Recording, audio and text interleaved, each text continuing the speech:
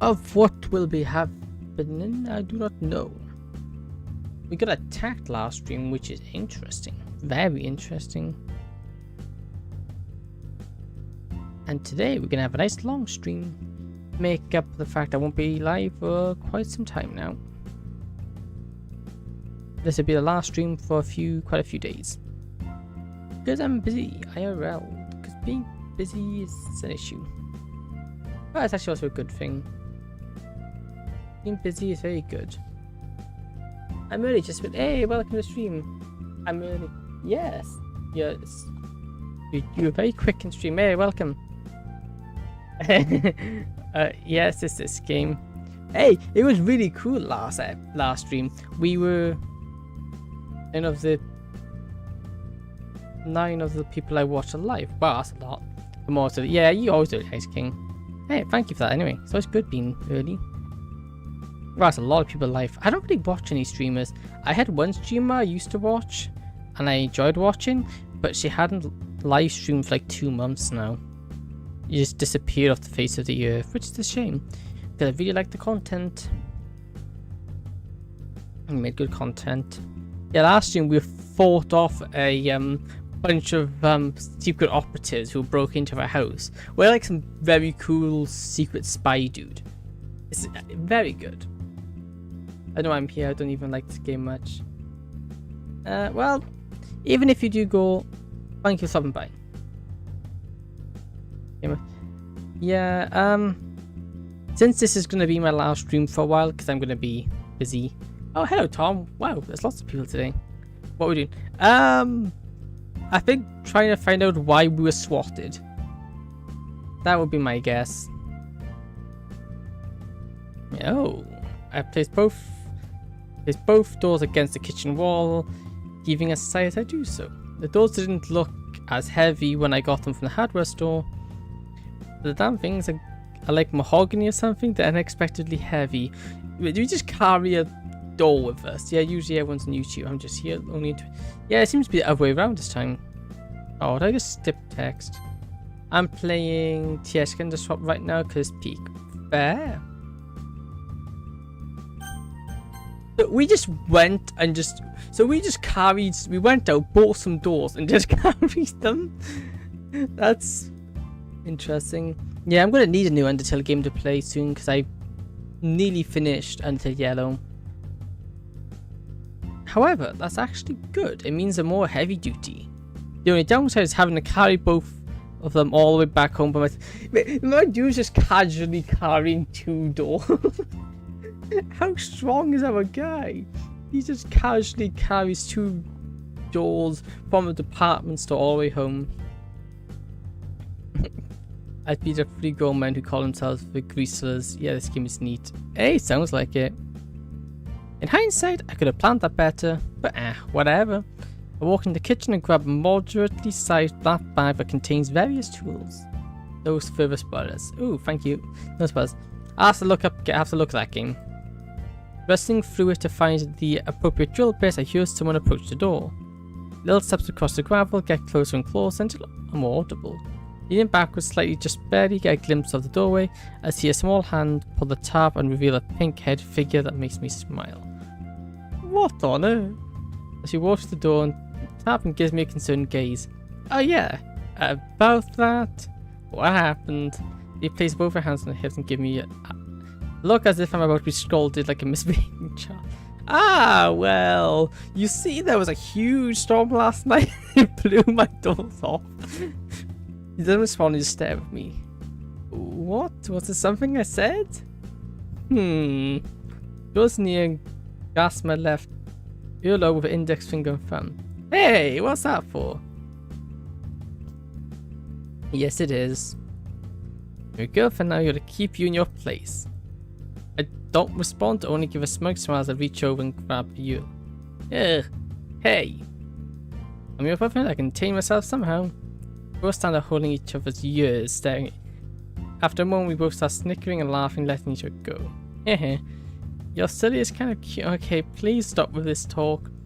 It makes me uncomfortable, says the small and fearless one who dares to take on a lion like myself. What can I say? I managed to tame one. She reached up and ruffled my hair with delicate hands. Be careful though, this one still has fight left in him. Oh? Looks up at me and walks towards me, her arms wrapped around me. How about now? You played dirty. This could help me relieve my stress from last night. Yeah, you got swatted last night. That's quite stressful.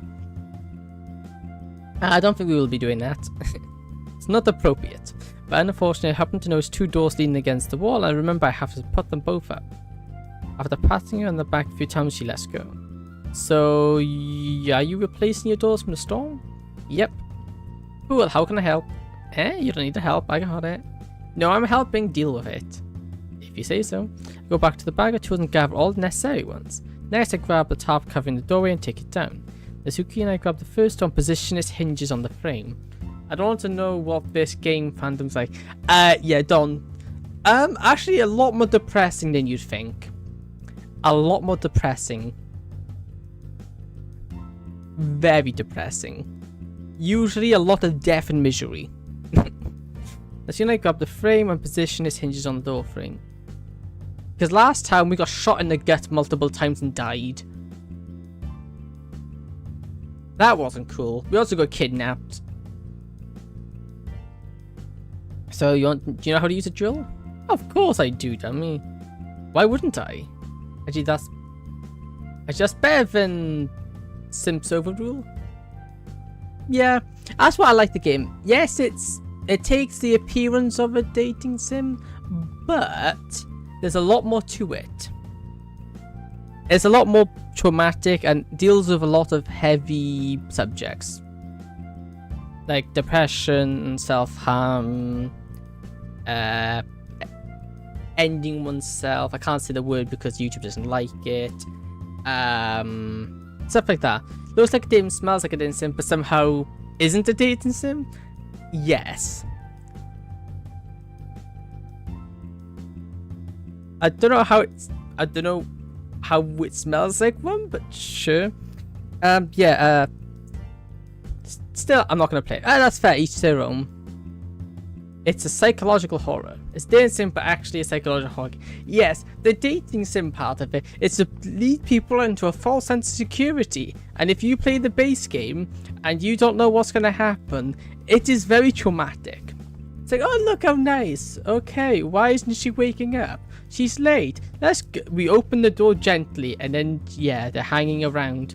Then one of them go crazy and get stabby with a knife, and a lot of very unpleasant things in between that as well. A bit of weird route, so it can't be worse than that. I haven't heard of that, but probably not. Why wouldn't I? You'd be surprised how many people don't know how to use something as simple as a drill. Well, it's just like a gun, right? Point and press the trigger. Essentially, yes, you align the head of the drill and pull the trigger. So you take a step back and a red high-powered drill into both of her hands. She grabs the screw from the box on the ground and presses it into the head, onto the drill bit, allowing me the magnetic tip to lock them together. Oh, that's so much better. Not having the magnetic ones makes using a screwdriver so much more annoying. The magnetic tip for a screwdriver, wonderful. Makes life so much easier. When she positions the screw in the correct spot, I carefully watch her movements. Alright, now pull the trigger slow. So you full throttles the drill, causing the screw to dig into the wood and lose its alignment, which startles her. Slot someone in 2,000 of a sec. Oh, that's annoying. Yeah. She gradually turns her head to me. Don't say anything. She grabs the screw, pulls it out of the wall, and tries again.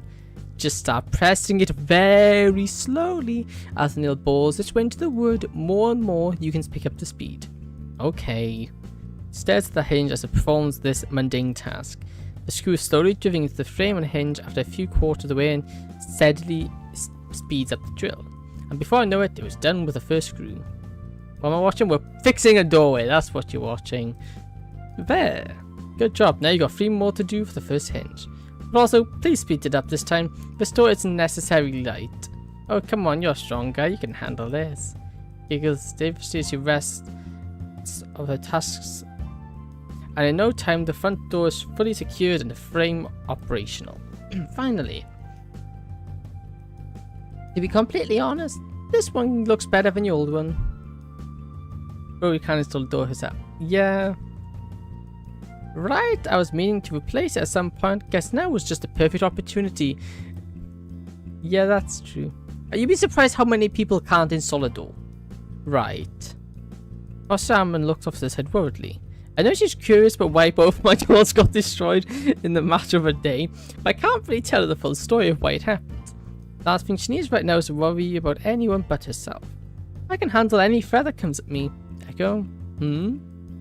If something bad would have happened to you, would you tell me? That's an oddly specific question to ask. Why is that? It just happened to be something I have on my mind. I'm 16, I can tell. Well, you're probably ahead of a lot of other 16-year-olds, so congrats. Not like I care about anything, I just don't want anything to happen to you. Closing the front door, turn around to face her and look into her eyes. Nothing bad's gonna happen to me. I can't afford to let anything bad happen to me. You want to know why? Sure? Because I have to protect someone that's very close to me. She's off the side blushing, but evidently trying to hide it. Well, I'm sure that certain someone is very grateful. More than you know. I'm sure she is. Now, come on, stop being a creep and looking in my eyes like that. If you say so. Come on, let's get the back door. Yeah, because both our doors got kicked down. I told you it's going to be quick. Yeah, you managed not to screw it. That's a good pun. That's a good pun. The best kind of joke. There is no better joke than a dad joke. You're such a dork. He smirks as she gently hits my arms. What's next? That's it. We did all we needed. Thanks for your help, beautiful. No, we broke. She's now broken. Flushes completely and looks away frantically trying to cover it. I don't know what you're talking about. Stop being a dummy. Okay, also dude, it's getting uncomfortable. Also, I just did an awesome route on 728. Nice. I don't know how you could tell me that anyway. I just witnessed it with my own 2 eyes. You are handling a powerful piece of machinery while putting up a heavy door. To me, it shows you're more than just a pretty girl who can make a mean cupcake. Well, it's not like I have do that intentionally just to impress you. I mean, helping with the door, yeah, but when right above Maggie when supposed to, which saves 3 seconds. Ooh, very nice. Mint is horrible today, keeps loading the stream. Ooh, that's unfortunate. I didn't mean to say that out loud. She stomps against the floor and covers her mouth. Did you say something? No. I winked at almost to say, yeah, I know what you're getting at. Okay, smart. Do you have anything else planned? No, I don't believe I do. Good, because I have plans for us. Yeah? Come on. God hold my wrist and starts to drag me upstairs suddenly and forcefully. Oh, the anime again. My bedroom door swings open with quite a powerful force from such a small hand. Finally, go sit down on the bed. Whoa, okay, now Chick, listen. Usually this stuff, I am No, it's not that. Don't get such perfect balls. I was going to put on Lost Sailor Moon for us to watch. Searches around frantically for a box with his completely flushed face. Oh, okay. You're gross. Guilty as charged, but watching that show with you for... Oh, well, doesn't sound bad. Are you starting to like it? Honestly, I have no idea what on earth's going on, but I think I'm piecing things together. Well, I hope so. I don't share my anime and manga with just anyone, you know. I really do appreciate it. Even if it's something like this, I still enjoy the time we spend. I swear, every time I stop blushing, you keep it going. Turns away from me to hide her face. After a few seconds, she shakes her head and walks over to the TV, checking the DVD player for the disc. It isn't long before the music starts and familiar people start to dance across the screen. After sitting on the floor for a moment, she gets up and sits on the bed next to me. Hiding fleeing respectfully, don't mess me up on Ikea Plus is watching. Yeah, we're not doing that. I can guarantee we're not doing that. That's a bit too far. I screw my back against the wall and she does the same. While we both watch the anime together, I try to stay engaged and ask questions to understand a bit more. She tries her best to remain patient with me and answer my questions. Eventually yawns and rests her head on my shoulder. Luckily for me, I was waiting for this. I gently grasp her shoulders as she sits in front of me, leaning her back so she can use me as a rest. You'll be more comfortable here. Yes, my shoulder kind of hurts, so having you rest your head and it doesn't feel very good. Oh, I'm sorry. If I had known, I wouldn't have. Don't worry about it. Let's just keep watching, okay? Yeah, 'cause your shoulder hurts because you beat up and had a fight with like 5 SWAT people. Look at the replays on my run. Yes, good. Nice. She leans her head back on her chin. Okay, thank you for this. It makes me feel safe. And you're oddly adorable but extremely uncomfortable. I'm not used to it, but I'm not going to limit it. If she feels safe, then I'll continue to support her. Because I mean, I won't deny that being this close feels nice.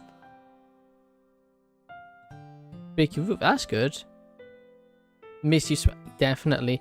But a few times as she had held me as if the angel of death guarding me.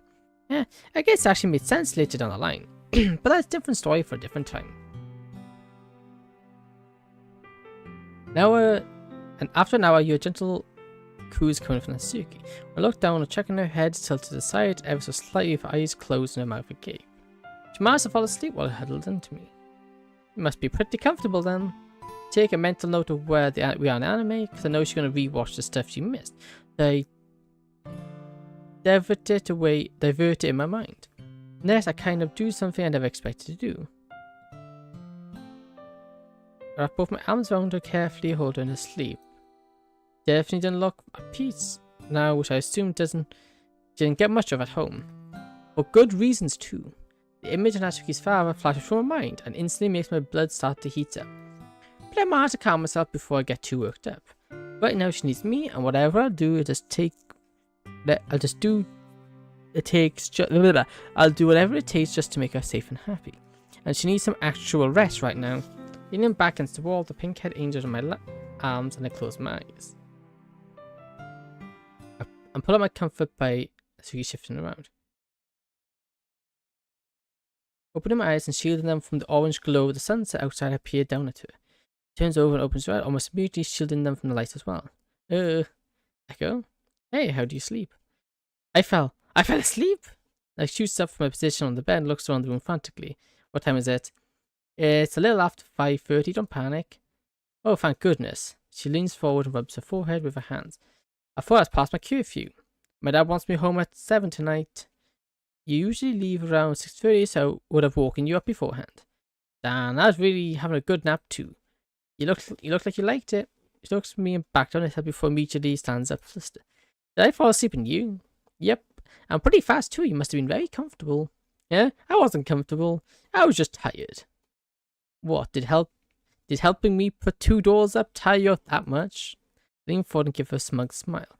You better get rid of that smile before you lose your lip. Hopkins is making a snide response, but holds on to it. Now that you're awake, do you want something to eat before you go home?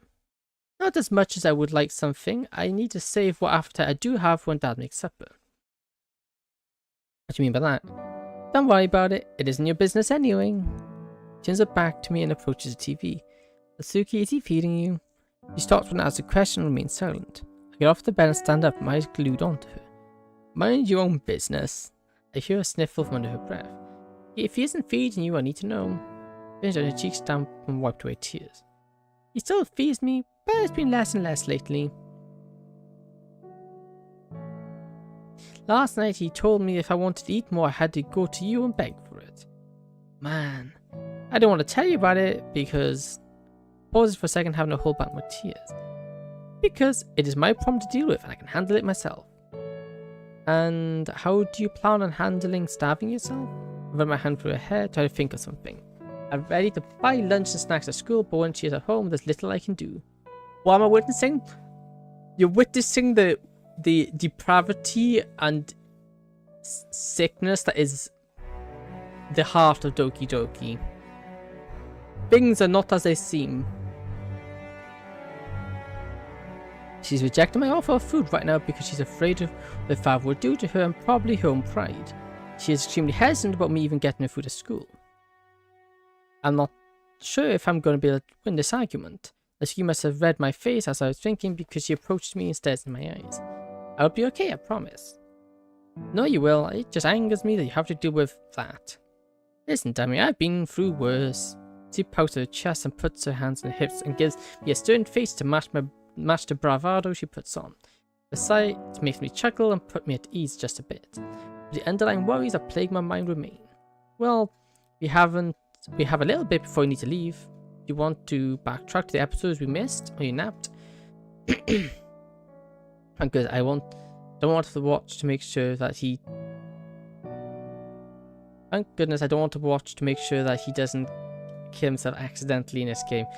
Yeah, well, this one doesn't show anything. This mod so far hasn't showed anything like that. No, I have a better idea. Go to the box you're keeping and retrieve a notebook and pen. Next she sits on my bed and pats the space next to her, ushering me over. When I do, she opens the notebook to a random page and begins writing on it. I cast a glimpse of writing that piques my interest, but before I can read more of it, she slams her hand down over the page covering it. No, don't read that! She quickly turns to a fresh page. What's that about? Don't worry about it. Alright. Nasuki brandishes the pen above the notebook and makes eye contact with me. I want us to write something together, okay? Sounds fun. What do you have in mind? Hehe, I'll show you. She explains her little plan to me and I follow along nicely. Before long, Nasuki's signature cat meow alarm goes off, indicating it's time for her to leave. Making sure her stuff is neatly put away, and foregoing her inspection of it, we head out. Meanwhile, when we walk along the surprisingly clean concrete sidewalk, my commission phone vibrates in my pocket. Wait, I just made up a decent Delta Moon joke, I'd say. Ooh, please hell. You look at me cautiously as I pull out my phone and answer the incoming call. Hello?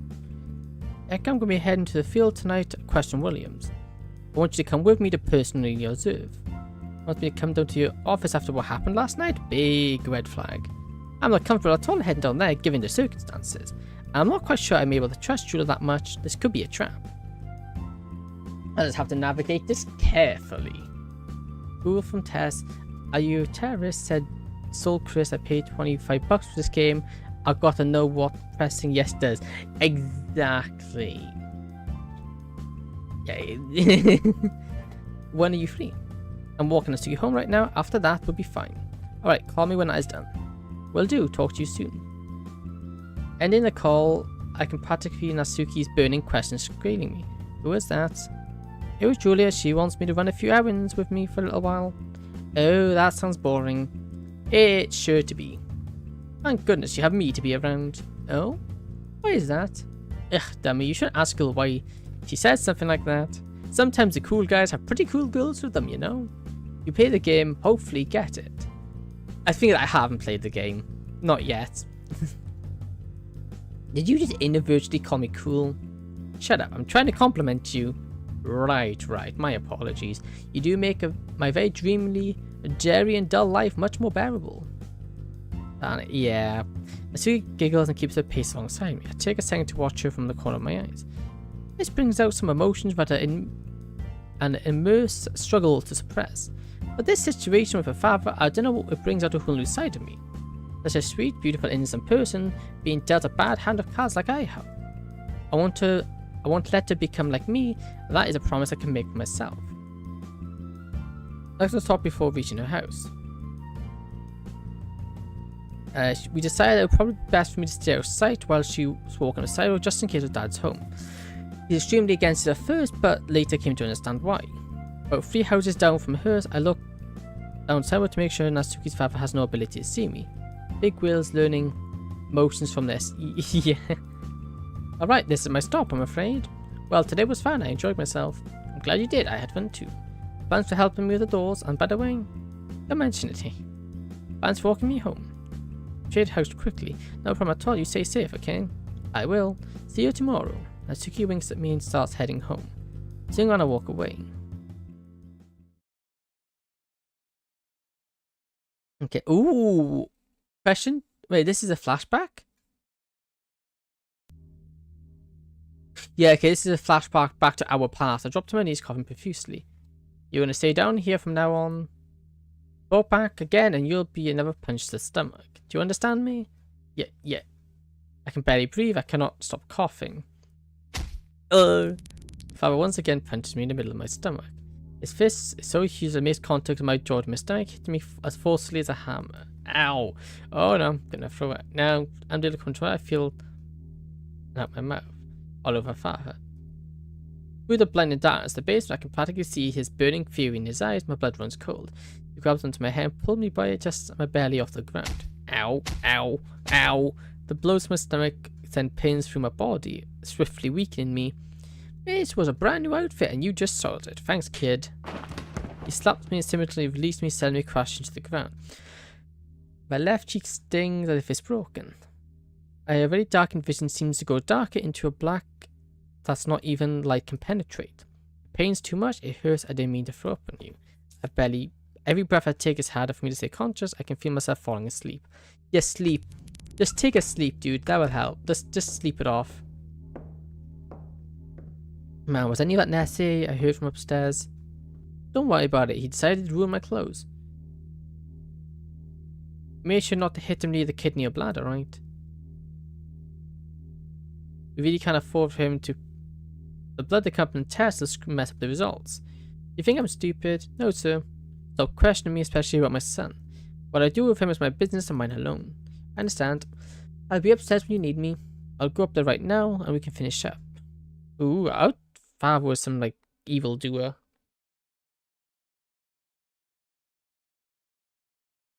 Hey, back at my house.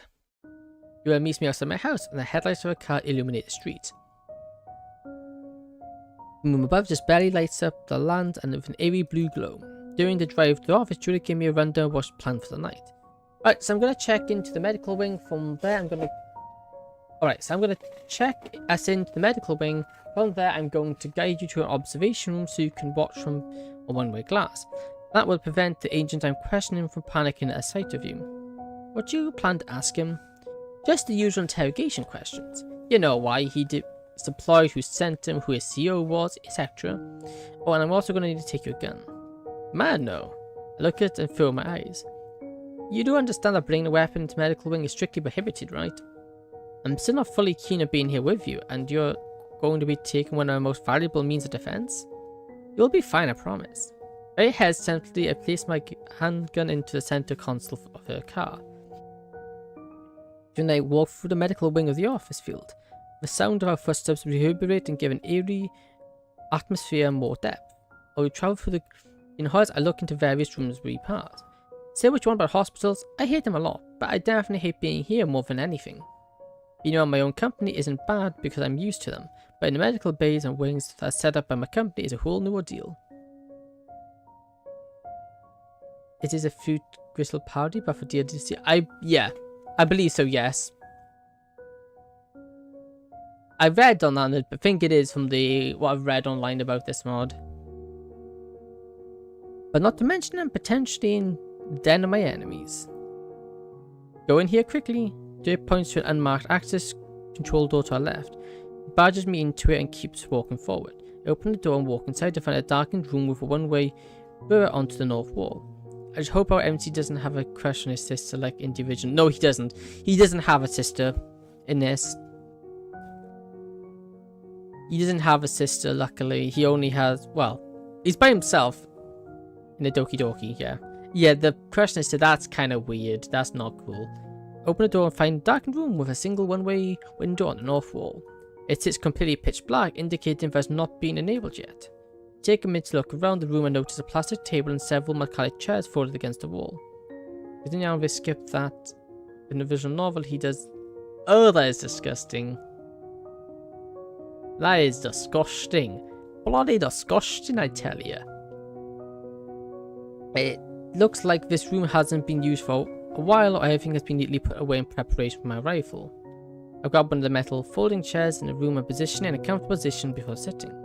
Leaning forward, I press a button, the window immediately turns transparent to reveal a hospital room on the other side. She stands off to one side, scrolling through her phone while leaning against the wall. Inside the room is a hospital bed covered by a privacy curtain. I bottom my arm to keep my eyes focused on Julia and the room. After a minute, I get a text from her. I'm going to start now, you ready? I send a quick reply and lean back in the chair. Walks over to the curtains and call out to the agent. Williams, we need to talk. He opens the curtains and reveals what is behind it. The agent's lying in the bed completely motionless and pale. Around his neck is a dark, discolored line. Son of a, he was garroted? So the caution goes through me and I immediately stand up, knocking over my chair. Joe looks around the hospital room and back to the window. Son of it, this means fully gets the door open it, but I have a chance to fully get away. Julia runs after me. Quickly and calmly get in the front desk, check out before Julia has a chance to interrupt, and exit the front office. Speeding up my pace down the stairs, I try to get as much distance away from her as I can. Realizing I no longer have my gun, I calmly as possible around the other people wandering through the campus. When I reach the middle of the parking lot, Julia calls out behind me. There's everyone, even the secretary JB. My gun looks into it. Oh. Yeah, I'm not really into stuff like that. That really I'm not really into stuff like that. It's really off-putting. I'd much rather a good story. When I reach the middle of the park, she calls up behind me. Echo. Turn around and watch her run up to me. I prepare myself in case she attacks. I raise my hand slightly. You need to keep your distance from me. Echo, I know this looks bad. You're right, it looks bad. Tell me the truth. Did you bring me here to take me in? Yeah. Wait, no. She tries to step forward, but I simply step back to keep an equal distance. My trust in you was shaky at first, but now it's... Trail off my sentence, she looks back at me disheartened. It doesn't look good for you right now. I get that, but you have to understand that this is a surprise to me too. To no offense, but so far you failed to regain my trust. It is an adult visual novel there, so it's an uncensored version and a censored version. Let's see. How can it be? It's not easy to gain it in the first place. You aren't the only person who has the ability to send a team after me. You're one of the people who would have contact with a surviving agent and our only hope of information. Hello, CEO. CeeLo, how are you doing? Overflow? It's a trilogy, interesting. What's Overflow about then? I'm looking off myself here and right now I can't trust you. How am I to know that you aren't threatening this to take me in? Echo, I don't want anything to happen to you. Why do you think I'm trying my best on this? Cover your own butt. You mean so much to me, Echo. I wouldn't allow anything to happen to you. I've always had your back, and I will still continue to. Please me as she tries to walk closer. I stand my ground and quickly comprehend what I'm about to do. Sure does sound gentle, but still it's hard for me to trust in this situation. Go, if I wanted to bring you in, I would have come straight out with it and told you. I don't like beating around the bush. Give me my gun back. I'm going home, you take care of the mess in there. She reluctantly nods and walks to her car. Retrieving my gun from her center console, she places it in my hand.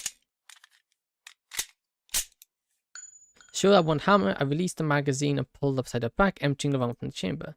I've been taking the bus home, you have fun from here. Turn back and walk away while she remains silent. Two sisters, one dude, each of the others. Oh, that is... Ugh. That is not nice. Ugh. Ugh. Yeah, that is not nice.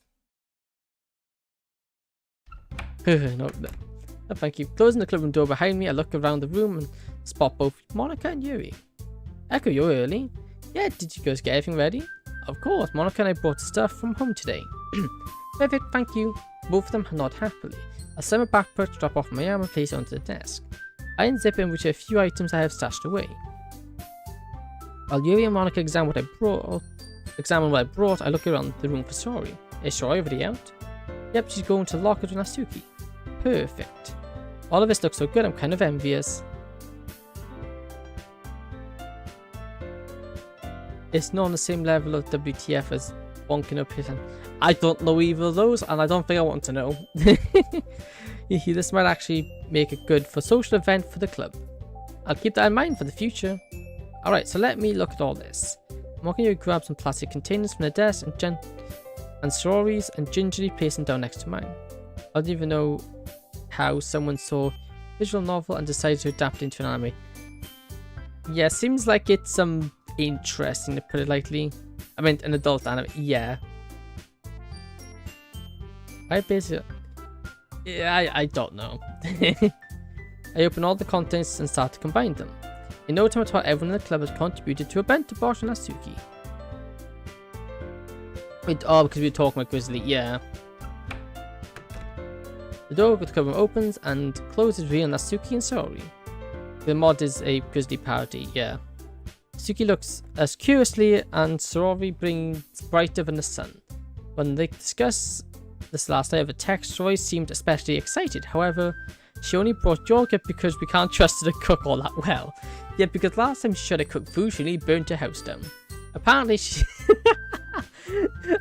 nearly burnt her house down once by just boiling water.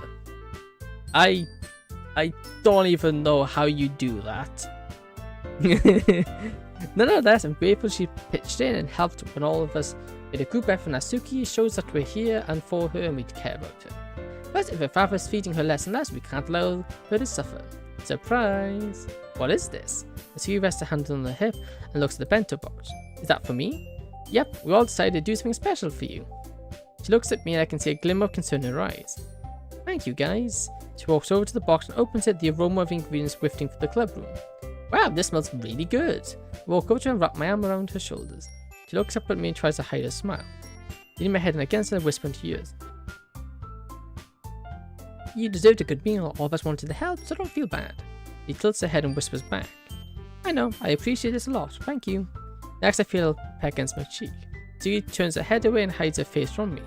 Tsuki knew looking elsewhere and didn't see what just happened, but Monica did. She giggles to herself and silently while directing at me. I don't know what you're laughing about over there, Monica. Nothing happened. What? No, I was laughing at Echo. Eh? Me? Why? Monica leans forward and softens her voice. Your face turned so red. Oh my, did it? It did? The sudden attack me has made me extremely self-conscious. Am I really blushing? No, that can't be right. I don't blush. Natsuki's face me again with her mouth immediately forms into a devilish smile. Oh my, Monica's right. Natsuki starts to giggle to herself as she looks at me. Fine, fine, you got me. I need to get a little blood pumping anyway. Alright, you two, enough of the couple stuff. We have to start the club now. All of us gather into our normal desks and start yet another afternoon of the literature club. About 10 minutes into our actual duty, Natsuki's already finished the bento box of food we prepared for her. She happily sits at her desk, participating in conversation and generally having a good time. All of a sudden, this is making me all of a sudden the club room door opens. I turn to the door to look the viewer at an unexpected guest. Does anyone watch the phone case? No, not really. But the figure that appears in my vision immediately caused my stomach to drop, my position to stiffen. How did they let a random dude into the school? Well, it's not random, it is a fab, but what's doing? Natsuki. Bill stops talking and an immense silence fills the room. Matsutsuma looks directly at Natsuki, ignoring the rest of us in the room. The dad? She does her best to hide the bento box behind her backpack. What is that? No one responds. Natsuki asks you a question. Nothing? Are you lying to me again? Show me what you're hiding behind the backpack, now. His voice remains a dominant tone but doesn't raise it. It has the intensity of the situation. Natsuki reluctantly pulls her backpack away to reveal the bento box. Matsutsuma walks over to her and grabs it off the desk. So you're eating here at school, spoiling your appetite for dinner later? No? No? So you just don't want the food I give you then? Is that it? No? No? So what is it then, asking? Answer me when I'm speaking to you. Oh, his eyes! His eyes! He's got crazy eyes. You should beat him up. Now she squeaks quietly and flinches when he raises his voice. Why do you want to yeah. I can feel my face growing hot as my anger skyrockets. He'd just be littering her right in front of everyone. Monica looks forth between me and Matsutsuma. I can tell she's realized something bad is going to happen if this continues. Yuri sits in her seat, petrified. Monica scoots her chair back from her desk and looks at Matsutsuma. Well, we all had a picnic at lunch earlier today so we could discuss stuff for the club. She wasn't there, so we brought her food here so she could have it while we had our club meeting. As I stab Monica like a razor-sharp blade. At least somebody here can actually give me an answer. I guess the rest of you are useless, just like my daughter. Useless? I finally speak to the man as he looks at me. How is she useless? Because she isn't a monster like you? Such accusations. Be careful. You might hurt my feelings. He looks back at Natsuki and grabs her arm. Come on, Natsuki. We are leaving. What? No, I want to stay here until the club is over. Are you talking back to me? But she yanked her up from the seat by her arm, causing her to wince. We have things to do, and I will not allow you to disrespect me in public.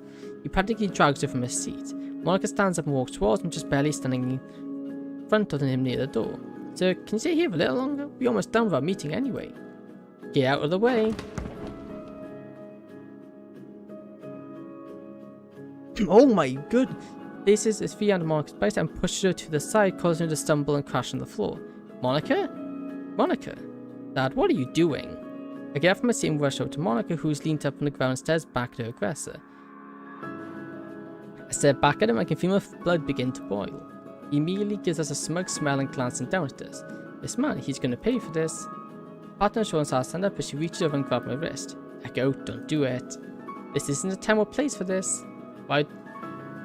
He should just go to jail. We put him in jail, that's where he deserves to be. So why don't you look at me as well, that I was pleading for me to listen. She makes a good point. I can't just start a fight or here on school grounds with Natsuki's father. Not only does that implicate me as the aggressor, it result in severe reminiscence. But the mere fact that he assaulted Monica should not go unaddressed either. Come on, Natsuki, we're leaving. Natsuki hesitantly complies with father pulling on her arm to tow her along. But soon when I look at each other one final time before he leaves, portally closing the door behind him and Natsuki. Yeah, help Monica up on her feet and look around the room. My anger's trying to get the best of me. And then you're upset. I'm more than upset, Monica. I rest my hands on the wall next to the windows and look outside. But you're right, this is not the time or place for me to do anything stupid. Monica gingerly walks over and rests her hand on my shoulder, looking out the window. Swaying, Yuri came up first as well. Thank you.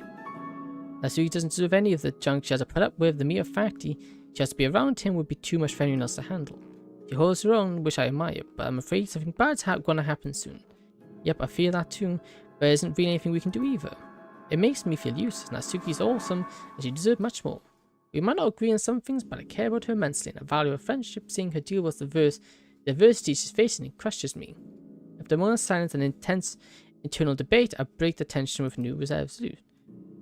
I will see to it that if she escapes this, I may not be able to do anything today. But there will be a time and there will be a place. Girls turn their heads to face me. When the time comes, I want you to give him hell, so Echo. He deserves everything that's coming to him. Sorry, and Yuri not in agreement. Monica's stern face strong message surge motivation from her face.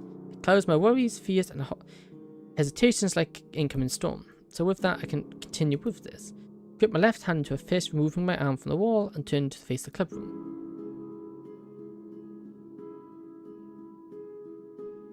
Jeweler's office. Ooh.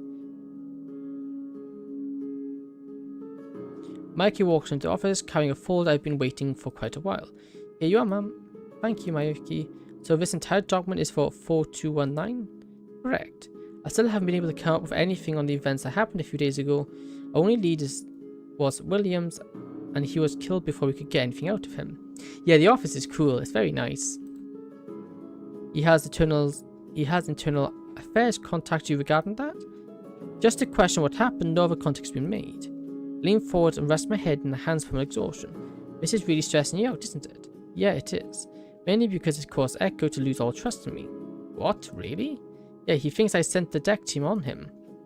Ah, I see. I can see why our character's distrustful of her to begin with, and this is just, yeah, further made it worse. I can kind of see how it came to that conclusion. I do too, it's just really bad turn of events. A smoking bowl? Oh yeah. I thought I could regain it by having him oversee the questioning.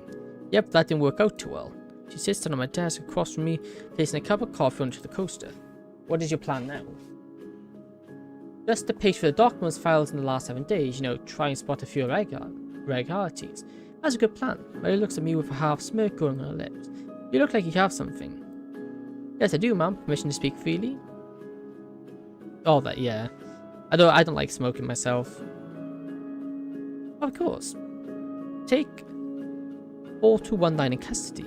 You're serious? 100%. You're insane. There's no way on earth I'm doing that. I don't have anything to take him in custody for, and even if he did, he wouldn't come willingly. Well, he doesn't have to come willingly, take him forcefully. Do it in a manner that benefits your nature, ma'am. As for the reason, simply state it as a code 3. I don't know, Mikey. Crosses her arms and letting sips of coffee. Allow me to ask. She looks at me in the eyes. Do you have any other choice?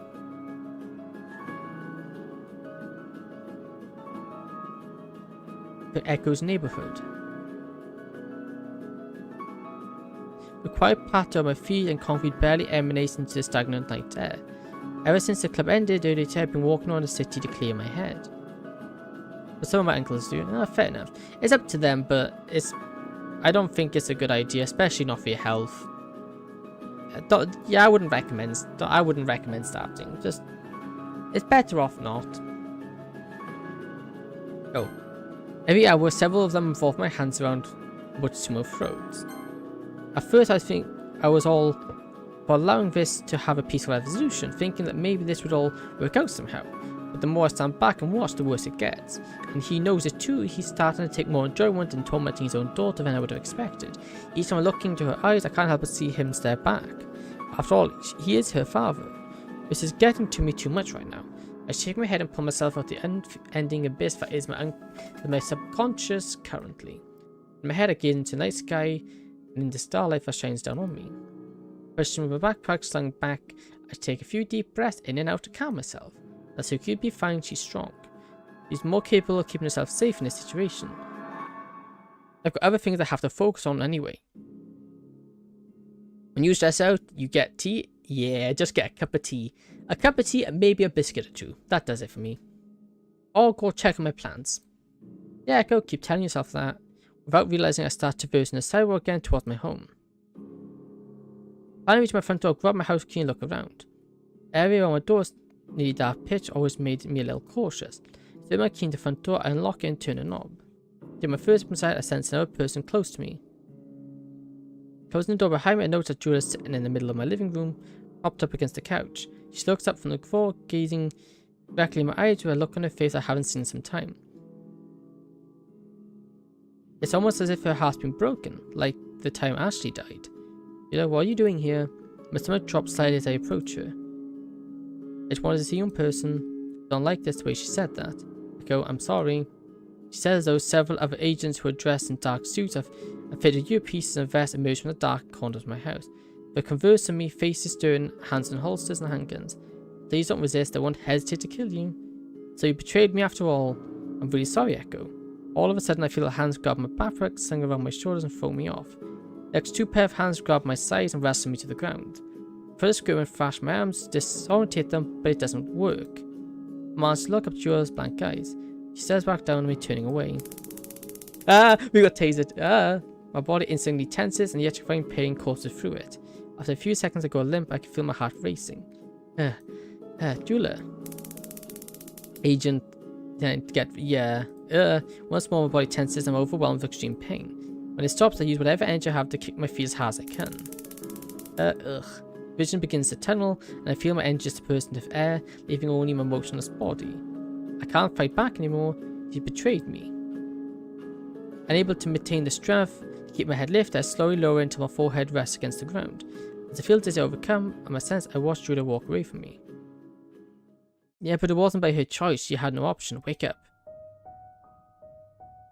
Wake up. I said wake up. Something slams inside my face, waking me up and causing me to lift my head up and recoil. The blinding light shines on my face, which stings my eyes like sharp needles. Man, you're finally awake? With the blinding light, I see a singular figure standing behind a metal desk across from me. Arms are restrained behind my back so tightly I can barely move them. An extreme ache radiates from my right side, near the area of my kidney, which is where I remember being tased several times before losing consciousness. Kinda makes it hard to sit up straight and my body naturally arched over to relieve the pain. 4217, you're waking up to hear me? Yes. Perfect, we need to have a little talk. I hear a metallic noise come from across the desk. When I open to look, I see a man grabbing a chair and sitting down facing me. Oh, man, how is it that you're here with me today, Agent? I don't know, you tell me. Well, I'm not exactly sure. It's very rare, almost unheard of, to have a 4-digit cleared at code 3. We've been investigated. You're one of the best, so why did you go against us? That's the thing, I never did. This whole junk started because of an undocumented raid against me by my Central Special Operations. Apparently no one has record of it, even my own division chief. Yes, I have heard a rumour of that going around the administration hall, but that's unusually all it ever is, a rumour. But be that as it may, your code 3 declaration came afterwards. You killed several other agents, and that sounds more important. They attacked me. Stop giving me your victim junk and man up, kid. Accept the responsibility of action and you'll never grow as a person. I'll take it from here, Mayaki. Yes, ma'am. A faint, recognized voice comes from a woman who walks in the room. The man berating me stands up and heads over to the door and begins waiting beside it. Pulls the chair up, the lamp shines into my face from the side. The woman releases herself as Julia's assistant, Mayaki Haruki. I've seen her a few times before. Julia briefed me on some assignments. He's a little shorter than 5'7", with blue eyes, slightly tan skin, and a black coloured hair tied into a neat ponytail. Her black suit clings to her very well, causing a burst which would normally catch eye to meet Julia's chin. She claps her hands together and rests them atop the metal desk that separates us. Her gaze is professional and cold, as I would expect from a suit like her. Lay my head up and give direct eye contact, remaining completely silent as I do. Hello, 4219. Greetings, Mikey. You know why you're here? I can make a few educated guesses, but that's inconclusive. You are code 3. You were taken into custody as a process would dedicate. Procedure? That word seems to be thrown around these days. First, a director was sent to apprehend me with no obtainable authority when someone's here in the facility silence the only lead we have. Then my supervisor betrays me and brings me here. If any of this is procedure, then excuse my French, but you're an utter dumb. I understand your frustration about the last couple of days. Events, I would be as well, trust me. However, you understand that not only did you terminate several of your fellow agents, but you're also a separate in the murder of yet another agent.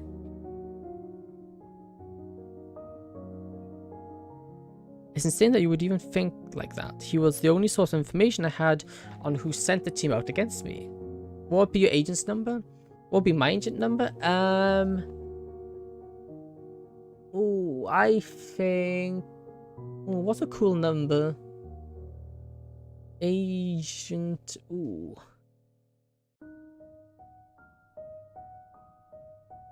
Agent what? Ooh. 301? 301. Because I believe that's one of the vaults from Vault-Tec, Fallout, which is quite cool. I like Fallout.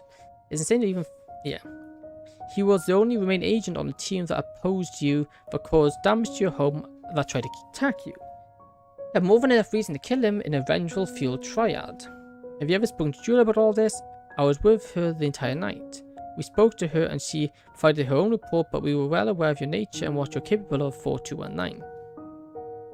Down the pristine concrete floor, away from her piercing eyes. She's been extremely hostile, which is different from her nature that I observed previously. I'm essentially backed into a corner and I can't defend myself right now. I still fail to see how you can, in the right mind, implement me for this. I purposely left the agent alive so Julia could question him and get information out of him. When I had the opportunity to take him out, it was Julia. She was left alone in the room with him for several minutes before I knew he was dead. Dodges the question and nearly interrupts me as I finish. There's also one other thing I wish to discuss with you. I'll take 28 because I was born on... Hey, cool. That makes sense. It's not like I have any other choice, do I? We've also received several reports that you perform unethical actions with a specific individual local to this area. What? It involves a young girl named Natsuki. What about her?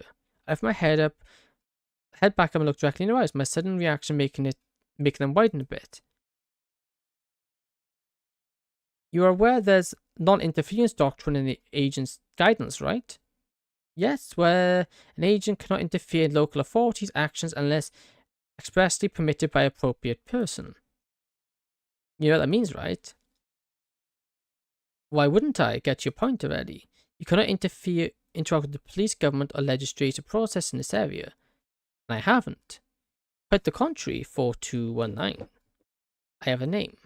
Your name means nothing to me. You're an agent and you will be referred to as such. Whatever you say, no digit. Crowley scoffs and grits her teeth in frustration. What does any of this have to do with Natsuki? She is my girlfriend and we have to go to school together.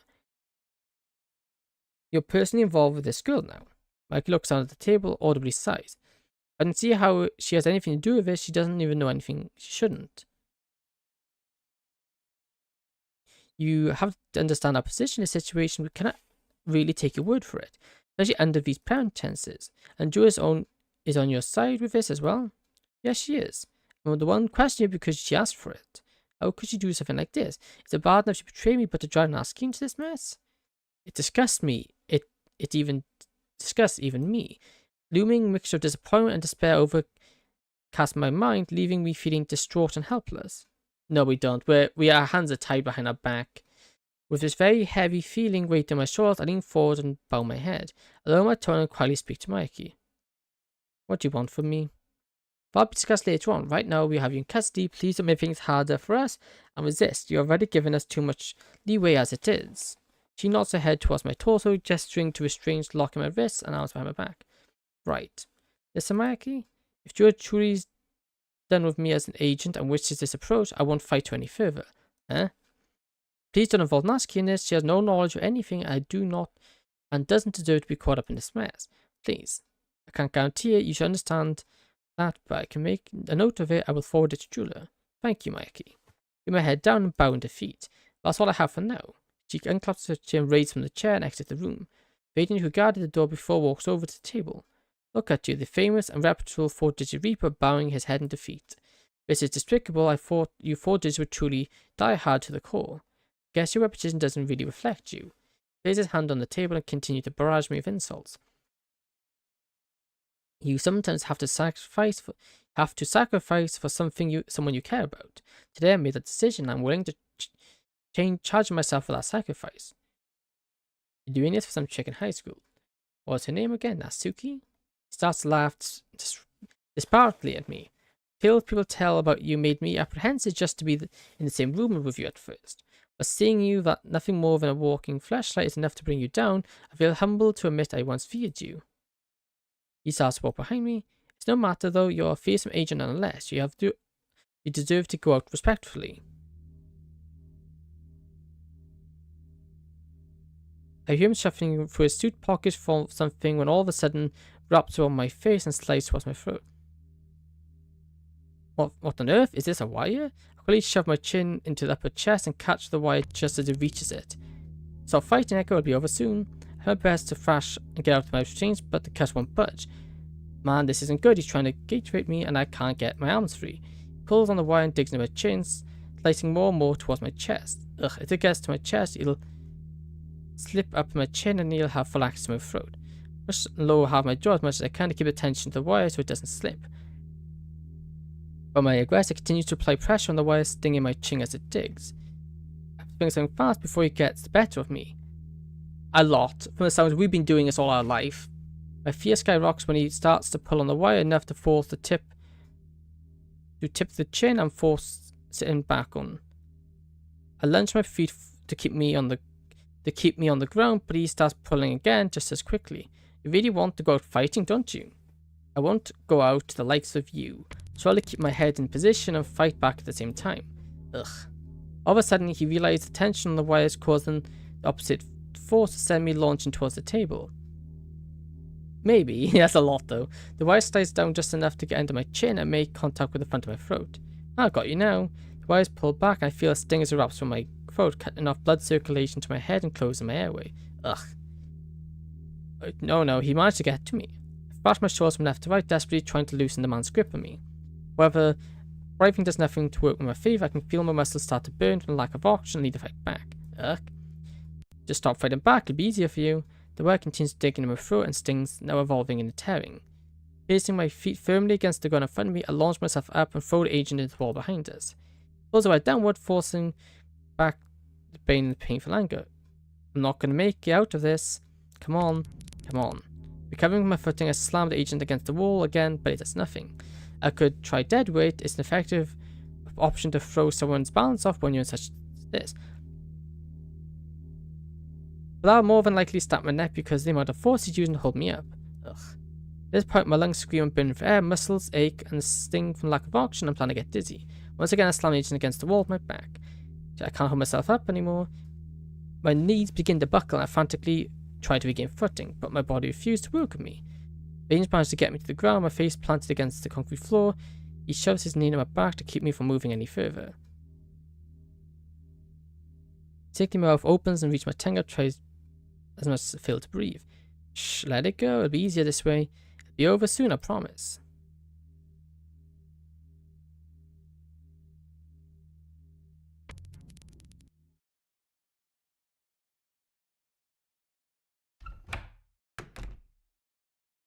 Mr. Sumaki? Yep, where's Yula?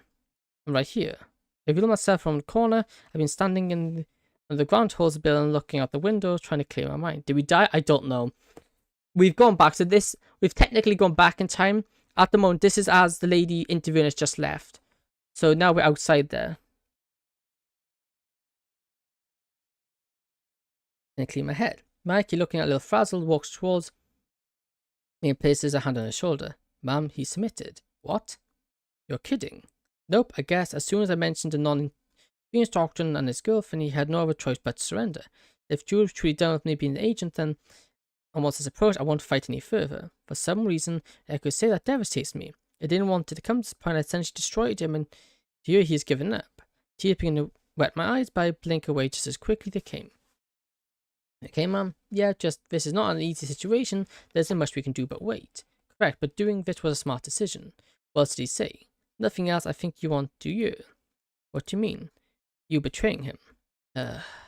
My heart break a little more on my chest and lean against the wall. Echo means a lot to me, and after this, I guess he means a lot more to me than I realize. Now he doesn't trust me, he's mostly going to cut me out of his life, and from now on, I don't even know what's going to happen to him after it's all over. What makes it worse is I couldn't bring myself to face him in that room. I had Mikey do it for me. I'm despicable. You know what? I'm going to go talk to him. Ma'am? Take down information, what happened, and start to compile a report. I'll meet you in my office when I'm done here. Yes, ma'am. Turn from the wall and walk towards the room Echo's in. I need to remain strong, for he deserves at least a proper explanation from his supervisor. Stiff in my position, I pass my lips, opening the door inside. Entering the room, the dark room only lit with a single lamp that hangs from the ceiling. I glance at the corner of the room, in the middle of the room. But what I finally see makes my blood run cold and paralyzes me. The agent that was supporting him stood over Echo and wrapped a silver metallic wire from his throat. What on earth are you doing? He looks back at me, his face turns completely white, and he tries to hide his weapon. Why are you in here?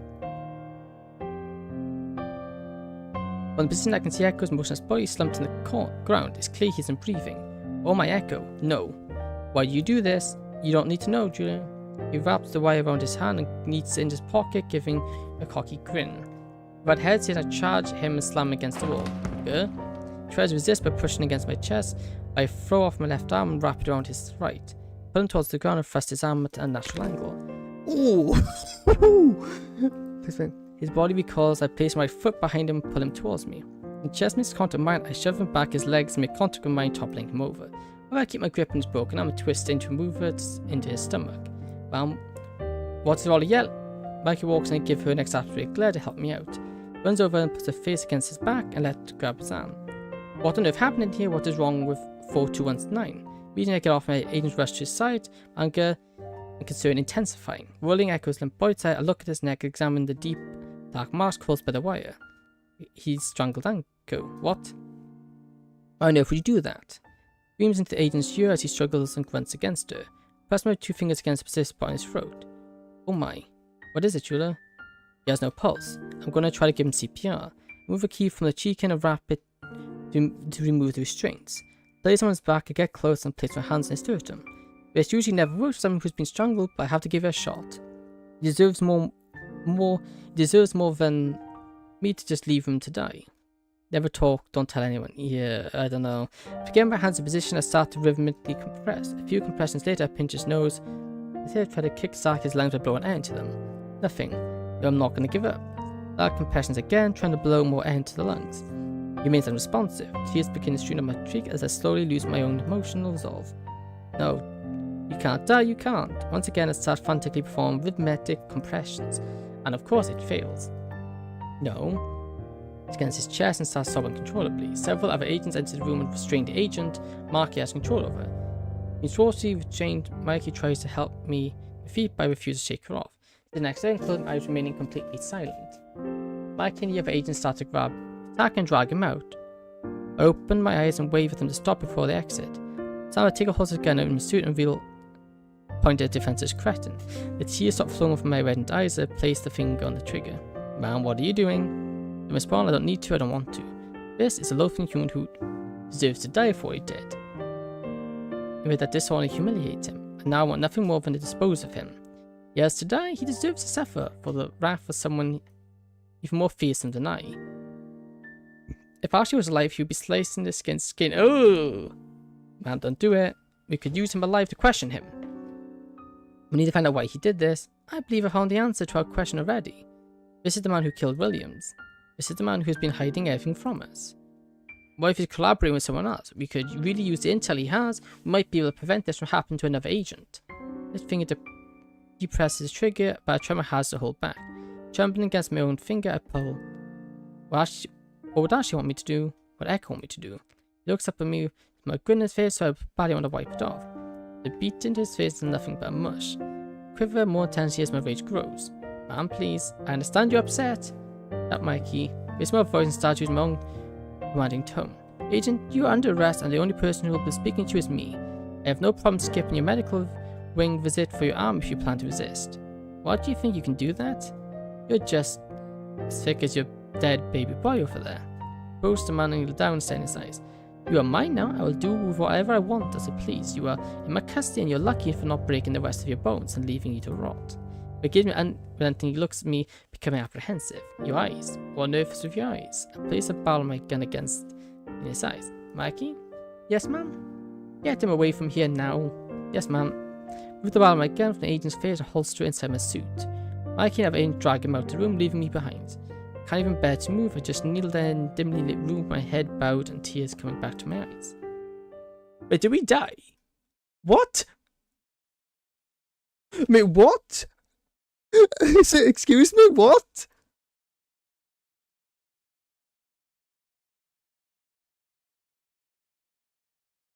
What on earth? But there wasn't any choice. The only choice we had was, like, I'm not going to actually go there because I'll lose my progress. The only choice we had was this one. Telling us what... None of them would have, I don't think, would have changed much. I reached in my pocket and grabbed my phone, hoping to see a message from Echo. But much to my disappointment, I don't have any. Weird, I haven't seen him all day. Kind of worries me a little, he sent me a few messages after my dad took me from the club yesterday. We didn't talk much since Dad refused to let me have my phone until we're done. A chilling feeling was up my spine and I shuddered right there in the hallway. Put my phone back in my pocket and keep walking down the hall. I haven't seen him all day, either he usually buys me lunch and snacks. Well, maybe he's at the club and just forgot? That dummy, he's forgetting things like that. After a few moments silence, I walked to the club room door. My heart shakes slightly from nervousness as I reached for the knob. I'm actually scared to see Monica right now. I mean, my dad shoved her into the floor. She must be really upset at me. Ugh, I still can't believe he did that. Right in front of Echo too. Last thing I can do is thank Monica for stopping him. It looked as if he was going to start an all-out brawl with Dad. As much as I really want that to happen, I don't think that's a good idea at all. I don't want him involved with my dad. I can handle this on my own. I've been dealing with this for years anyway. It isn't fair for me to come into his life and wreck it with my issues. Ugh, there I go again. I swallowed the slave in my mouth and turned the knob and walked into the room. Closing the door behind me, I look at Strawberry, you and Monica. We are still sitting at our usual desks, only I don't see Echo or his backpack anywhere. Where is he? Search the room for any sign of him, making my concern even worse. Hey Natsuki, welcome to the Literature Club. Hey Monica, can I talk to you just for a moment? Of course you can. I gestured for Monica to walk over to the corner of the room. Is everything alright? I just wanted to apologize for what my dad did. Oh sweetheart, don't need to worry about that. Echo helped me back up afterwards. It was a good thing he did, because if I didn't stop him, things could have been really bad. Yeah, it is raining. It's very foreboding. Yeah. Speaking of which, have you seen him at all today? No, I can't say I have. Is why something wrong? I haven't heard from him since yesterday, and I don't think he was at school today. Yeah, he didn't show up for any of our class we had together this morning. You think he's sick today? No, I don't think so. He usually keeps himself very healthy. Even then, if he was sick, he would have still come to school. He's super stubborn. Oh, definitely. Have you ever observed the quality of lunches he brings to school? You would never expect him to get sick. So missing today and not telling anyone is quite a cause for concern. Yeah, but I'm sure he's okay. He probably just forgot to charge his phone and slept in. Perhaps, but nonetheless, we can't wait forever for him. What do you want to say we get started? Yay, can't wait to share my poem. Oh yeah, our poems. Ekko and I never got a chance to finish it. Ugh. I planned for us to both write a poem together so we could share it here at the club. But man's give my usual sassy Okay everyone, since it's such a pretty and rainy day, why don't you make us all a nice warm pot of tea? I'd love to. Walk to the back of the club room and gather a tea set. But before she can leave, I reach out to her and speak to Monica. Monica, can I help you with the tea? Oh well, yeah, I don't see why not. Well, maybe because we were dead, no one else knows. Yeah, no, they will never know. Although I'm confused now, because like I can't see how we prevent that. And this is continuing. Like last time we died, it wasn't that long afterwards, it stopped. But this time it's still going, so I'm really confused. Thanks. Yuri looks back at me timidly and patiently wait for me to wait with her. When you and I leave the club room to fill the teapot of water, she nervously tries to maintain eye contact with me. Is everything alright, Natsuki? You don't usually help me. Yeah, well, I guess I wanted to talk to you about something real quickly. Talk to me about something? Like what? You and I walk side by side the grey school hallway to the water fountain. I offer to hold a teapot, but she politely shakes her head. So, I thought I wouldn't really ever need to ask you for something, but I'm writing a poem with Ekko and plan to share it together today. But since he isn't here, I actually got a better idea. What's your idea? He turns her head and gives me a curious expression. I want to make a sort of surprise poem for him. A surprise poem? That's very sweet of you. Don't tell anyone about this, you understand? Woohoo, of course I do. I think it's rather cute that you would like to do something special for him.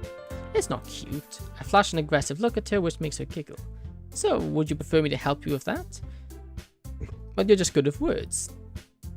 And granted, even though Ekko is big and dummy at times, he has more advanced vocabulary than me. He nods and listens.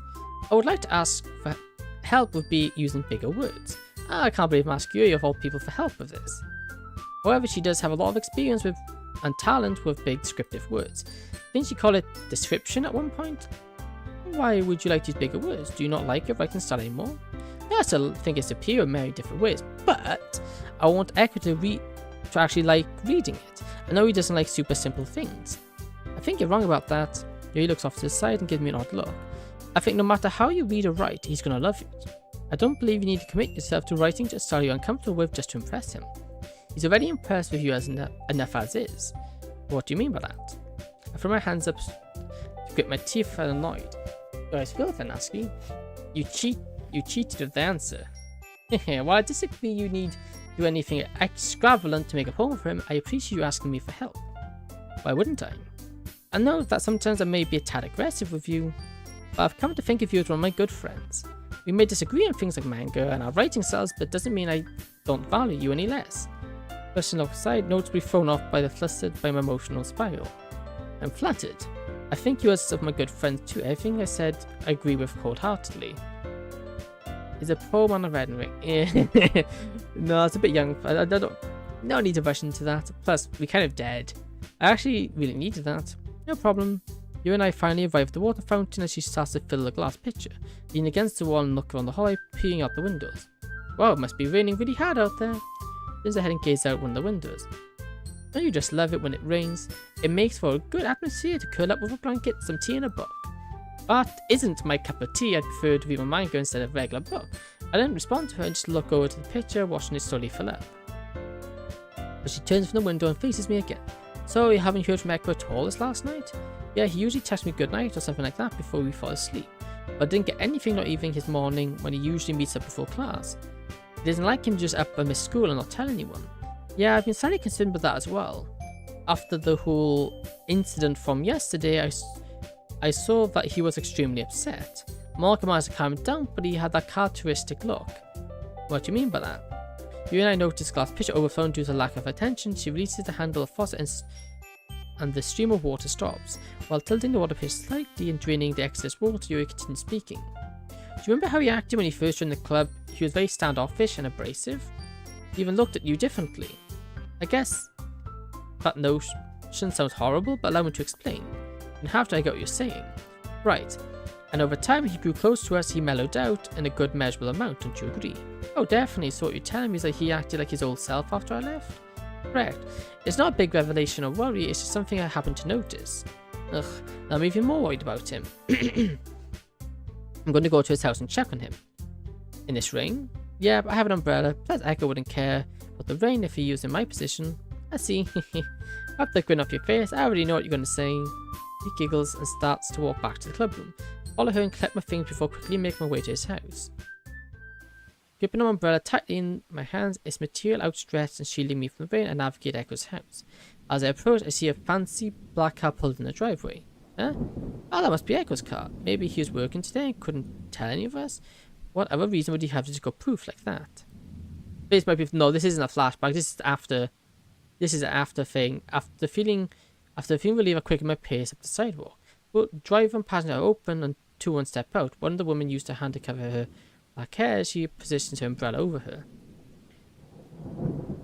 The other doesn't appear to bother since both her hands are empty. Wait a second. I recognize one of them. That's Julia, Echo's guardian. You have black hair and I don't recognize. You're looking at the car, back door, expecting one of them to open and Echo step out. But that doesn't happen. Both of them walk to his front door and enter. That's weird. My nervousness comes back in a drought this time when I approach the front door and knock. Before I can even finish my first clap, the door opens and Julia stands right behind it, barely glancing down at me. Her eyes are almost grayscale as the sky, almost as if they have no emotion in them. Other than that, the slightly broken expression on her face sends shivers all the way down my spine. Hi Julia, is Echo here? Excuse me. This speaks in a quiet and raspy tone, gesturing she wants to get past me. Oh, I'm sorry. Stepped to the side when her to walk through, expecting to ask me what I was there for. But nothing. She walks past me back to the car, holding a small box in her hands. When you look at me, it's like I don't exist. What on earth's going on? I'm starting to get seriously worried for Echo. Julia, is Echo okay? Stops walking to the car and turns her head slightly. The silence we share almost wants me to scream. I keep extending to say something, but it looks as if she's fighting to not speak. More to now considerably dripping from her hair, she turns away and returns to the car. Bursting on my breath, I open the front door and enter his house. Walking into the room, I look as if the couch were moved off centered from each other. Other than that, everything seems fine, so I check his room. Get over the open door and walk in his room. Hey dummy, are you in here? To my dismay, he isn't anywhere to be found. Ugh. Take a seat on the front of his bed and sigh. Isn't nice to make a girl worry, Echo. Ain't that the truth? A sudden woman voice from the hallway starts me. It's the girl who arrived with Julia. Oh, I'm sorry. Didn't mean to scare you. No, it's okay. I was looking for Echo. Ah, I see. Are you his Natsuki, his girlfriend? My face grows slightly as I say that word. Ah, it's your Natsuki. Echo has mentioned you quite a bit. He has? I mean, are you a friend of his? Oh no, I just know Julia. I'm only here for her, basically. I see. I don't suppose you would know where Echo is, would you? No, I'm afraid I do not, sorry. Oh, they can't tell her. She leans against the doorway, arms crossed. I hate to do this, but I've got to ask you to leave now. We're about to leave our cells. We need to lock up. Right. But let's go into the house and locks the front door behind me. She gives me a quick farewell and goes, waves and gets into the car. I return, wave and walk home disappointed. Sorry for the wait, ma'am. Mikey closes the passenger door and pulls the seatbelt on. I insert my key into ignition and start the engine. Afterwards, I rest both my hands on the steering wheel, staring out the window, watching Natsuki walk away. They can't tell her what happened, no. I should have told her. Instead of putting her mind to rest, I ignored her. Never a mistake I made. Ma'am, it'd be okay. I don't think you're in any condition to break that kind of news to anyone right now. I guess you're right. Ignoring the energy burning in my eyes, I shift gears out to the driveway.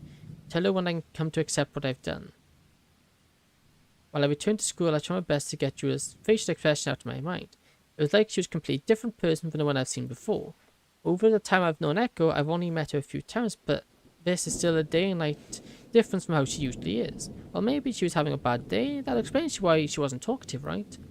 And that girl with her, I couldn't tell me anything about him, so I left his house with more questions than I started with. I reached the gates of school and quickly under the roof there to shade me from the rain. With my red tucked inside of my pocket, I reached into my bag and grabbed my phone. The time was perfect, a few minutes before club would usually end. I'll rest a little bit and get a drink of water and start walking home. Before I do up in front, I sent a message to Echo. Hey, you okay? I haven't heard anything all day. I want to make sure. Instead, the message screen playing for something to happen. But of course, I get no response. Scientifically, I return my phone to my pocket, re-open my umbrella, and start walking home. Yeah, that's a nice house. Closing the door in front of me, I take off my shoes and leave them near the door on a small mat. Oh, please don't say we... Oh no, this makes me uncomfortable. I try my umbrella and clothes and leave it at the door as well, walking to the kitchen. I hope Dad got something I can have for after school snack. I'm starving. I wouldn't fear I scour for anything that my father wouldn't miss if I had eaten. He usually has a very keen eye on it, so my hopes aren't too high. But much to my surprise, I see a bunch of fresh apples sitting in the crisp drawer. You grab one and run it under the sink, washing off anything gross that sits on the skin. Turning on the water, I take a bite it and it tastes amazing. I don't know why it tastes so good, but the violent rumbling in my stomach answers. I opens the door upstairs, which sends me in a panic craze to finish my apple. Before I could take another few bites, he turns on the corner and stops in the doorway. Doki, why are you eating an apple?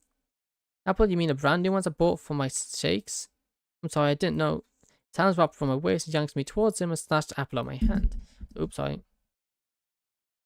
What, did your boyfriend not make you feel like he did yesterday? He rotates the apple to his hand and throws it into a trash can. Actually, no, he didn't. He wasn't at school today. So, you just come home to eating my food with reckless abandonment, huh? I'm sorry, I was only going to have one, I was really hungry. You don't raise your voice at me. He raises his hand, he's going to slap me, which makes me cower and cover my face with my hands. You know, my sweet daughter, I don't understand how you going so wrong. I raised you to be respectful and submissive. But here you are raising your voice at me like you're the one in charge and acting like you own everything. I own everything here, you own nothing. Tears start to fill my face and begin to breathe heavily. I hate it when he says this stuff to me. I try my best, but this is never good enough for him. When yeah, that's one way to deal with the situation. I don't know if it's the best way though. When you gonna not disappoint me? I buy you nice clothes, spend money, textbooks, I teach you manners. I even spend out my day to make sure you're keeping up with your studies so you become successful in life. And make a sandwich totally. Yeah, totally. Only a sandwich. Just don't ask me what's in it. You don't do any of that. You only buy me clothes that you think I'm cute in. The textbooks were loaned to me by the school and you didn't pay a single dime for them. I learned my manners from Mum, but I lost them over time because of how cruel you are. You only care about my grades because you want to brag your rights to people. You don't actually care how I do. You don't even help me when I ask. I don't care at all. I wave my arms around gingerly, stomping on the ground as I scream at him. He takes a step back, surprised at my sudden outburst, but his face starts to turn red, and he balls his hands into fists. Why, you ungrateful little... He walks over to me and wraps his hand around my throat, shoving me to the fridge. His hands tighten my throat. Oh no, how dare you speak to your father in such a manner? You are to respect me. He starts to breathe heavily and squeeze my throat harder. Dad, I can't breathe. Shut up. I don't care at all, huh? Well, I guess that's it. He pulls me away from the fridge and drops me to the ground. My knees slam against the tile floor, pain shooting through them as they make contact. As I cough, try to get my breath, so walk out to the room. Go to your room. If I see you out at all tonight, I am going to throw you out. You can stay with your super duper great boyfriend and his burden for once. And since I don't care at all, I don't have any reason anymore to make dinner for you. With that, he leaves, and you march upstairs. Okay, but I'm not trying to be funny. As much as her father's no clue, a terrible person. I don't know if he's fully aware of what. I don't know if he's the one that orchestrated what happened to Echo, MC. Because for him, I would imagine he would be mocking her about it. But yet, he seems to not be. I don't know if he actually has anything to do with it. I think it was Julie's assistant. Yeah, I don't know. Something here isn't making sense. I don't see why either side would do it myself. It doesn't make sense. My body, tears start to drop to my cheeks and drain all my body's energy. I don't even think I can manage to get up from the floor. I just want to sit here and cry. Suki, what did I just say? I'm going to my room, okay? As off the floor in the kitchen, I stumble up the stairs and into my room. Door latch closed behind me and I quickly turn the knob to lock it. Afterwards, I stand in my room next to the ground. All emotions start to fill me like a bath, so my eyes become the only means of escape. With tears, I lie down on my bed and rest my head in my hands. Out of the corner of my eyes, a little brown stuffed bear catches my eye. Oh, it's Izuki. I run over and grab him and return to my bed and lie down in the middle of it. Cute little black eyes make me smile from my sadness. If I'm not around to protect you, he'll be here. Good words come back to me from the heart and trigger me to hug the stuffed teddy. I really wish you were here with me right now. I don't know where you are or what's going on with you, but I hope you're okay. I won't see you again and hug you. Peter's words silently as some part of me hoping to get to him. But as a feeble of attempt it is, I know nothing will come of it. My efforts to comfort myself don't go as I planned, and they only make me feel more weak and vulnerable.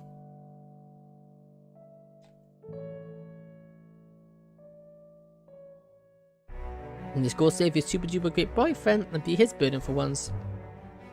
Am I really a burden on him? Did what happened yesterday at the club drive him off? No, that can't be true. I wouldn't just leave us behind and scare away easily like that. Man, I hope he's not. I realize that every time I speak to myself, I make things harder, so I close my mouth and remain silent. Sifting from my tears, I close my eyes and try to rest. This is tragic. It's still going. Okay, so this must be what's meant to happen, but I finished my own signature of my own little kit, finishing up the authorization for orders. This should be more than enough to grant me full authority to take over this investigation. The enemy took in custody has been complete silence since we arrested him. Ugh, I wish I could put a bullet in his head for what he did. Thank goodness for my convincing me to stop, otherwise he would be long gone by now. I look back and I never reacted that way before. I guess the shock of losing one of the only people I had left to care for here really set me over the edge. Even though the shock of what happened still permeates my body, with everything pumped blood that aches from my veins, I can't help but feel overwhelmed by remorse. So we're not? I promise, Echo, I will put an end to this. No, we must be dead. We are very dead. One thing I can do to say I'm sorry. Granted, sorry will never be enough to atone for what I've done. It will never be, and there is something I will have to live with from now on, no matter what. And to make things worse, I locked up when Natsuki showed up at his house. She was his girlfriend and was probably worried sick about him, and I ignored her. I know I mentioned something to Sayaka in the car at the time, but it still lingers in my mind. How am I going to explain what happened to Echo and tell her I was the cause of it? But if I hadn't done what I did, and allowed the trail off enough to maintain my bearing. While moving past the grievances, I'll take a look at the sack of paperwork I just revised. The internal affair forms I have specially drafted and submitted that would allow me to seize control of the investigation from this point onwards. This includes interrogation of the agent who detained and further cohorts. And right now I have him locked in confinement room away from the general building. I have 2 deck agents as access control, and only Mikey and I have access to the room. Our keycards are the only ones able to badge into it. And added layer of security, I have real-time alerts set up for anyone who attempts to open a door. I'm not taking any chances with it, I'm using everything available to me. And after recent events, admin has no problem pushing these papers through. After all, Echo was my agent. Having a quite a powerful sigh from my lungs, I stapled the papers together and signed them into a Mullender envelope. Next, take a solid black pen marker, write J4219 CCIL across the top. J being my initial, 2R being Echo's agent number, IA being internal affairs, and URG meaning urgent. This usually how requests and forms like this are docked. The date is attached in a format designed classified information. Make the envelope and lick and close it. My tongue gets rid of the god awful adhesive taste. Right, now that's done, it's time to handle the only problem I have left. As I drop the envelope to internal affairs, I give Mikey a call and inform her I'm going to question the agent. She acknowledges it and says the deck engine is waiting. The sun beams down on the campus as I walk across the beautiful clean asphalt. It's a little brisk out today, but there is nothing to complain about. Make a right turn from the parking lot and start down a lonely concrete sidewalk. It leads me to the outer border of campus towards the ominous looking grey building. What you expect to see in a high security prison. Which makes sense because this is essentially what it is. The building is where we hold agents and individuals for a number of reasons and determined appropriate by the admin. Every time I approach, I get somewhat intimidated just by the incorporating into everything. At the front doors, enter, handing a dimly lit hallway to a door that people stand in front of. Hello, ma'am. Hello, Mikey agents. Yeah, I nod to all 3 of them. I'm going inside, no one is allowed to follow me, Mikey. Perform a checkup in 3 minutes, and every 2 minutes afterwards. Yes, ma'am. Mikey get in the back room, and allow my car to click the door unlocks, echoing through desolate hallways. Open door and step inside. The pitch black room swallows me as the door closed behind. As I near the door, the room lights up to expose the rogue agent. He's seated against the wall in the corner of the room and looks up at me. Hello, Judah. Are you going to talk to me? Because I am not in the mood to play childish games with you. Yeah, it is a nice building. That's a shame. What juice is keeping me here then? You know I'm not going to talk. So you'd rather spend the rest of whatever time you have left in this darkened room? He doesn't respond and shrugs his shoulders. Because I control how long of a life you live now. I can do whatever I want with you. Or you can tell me what I want to know and I'll let you go. What? You're lying. I'll grant you blanket immunity for ousting anyone else involved in your little scheme. And what if I operate alone, huh? What then? You didn't act alone, you were taking orders. You tried to speak, but I cut him off by raising my hand.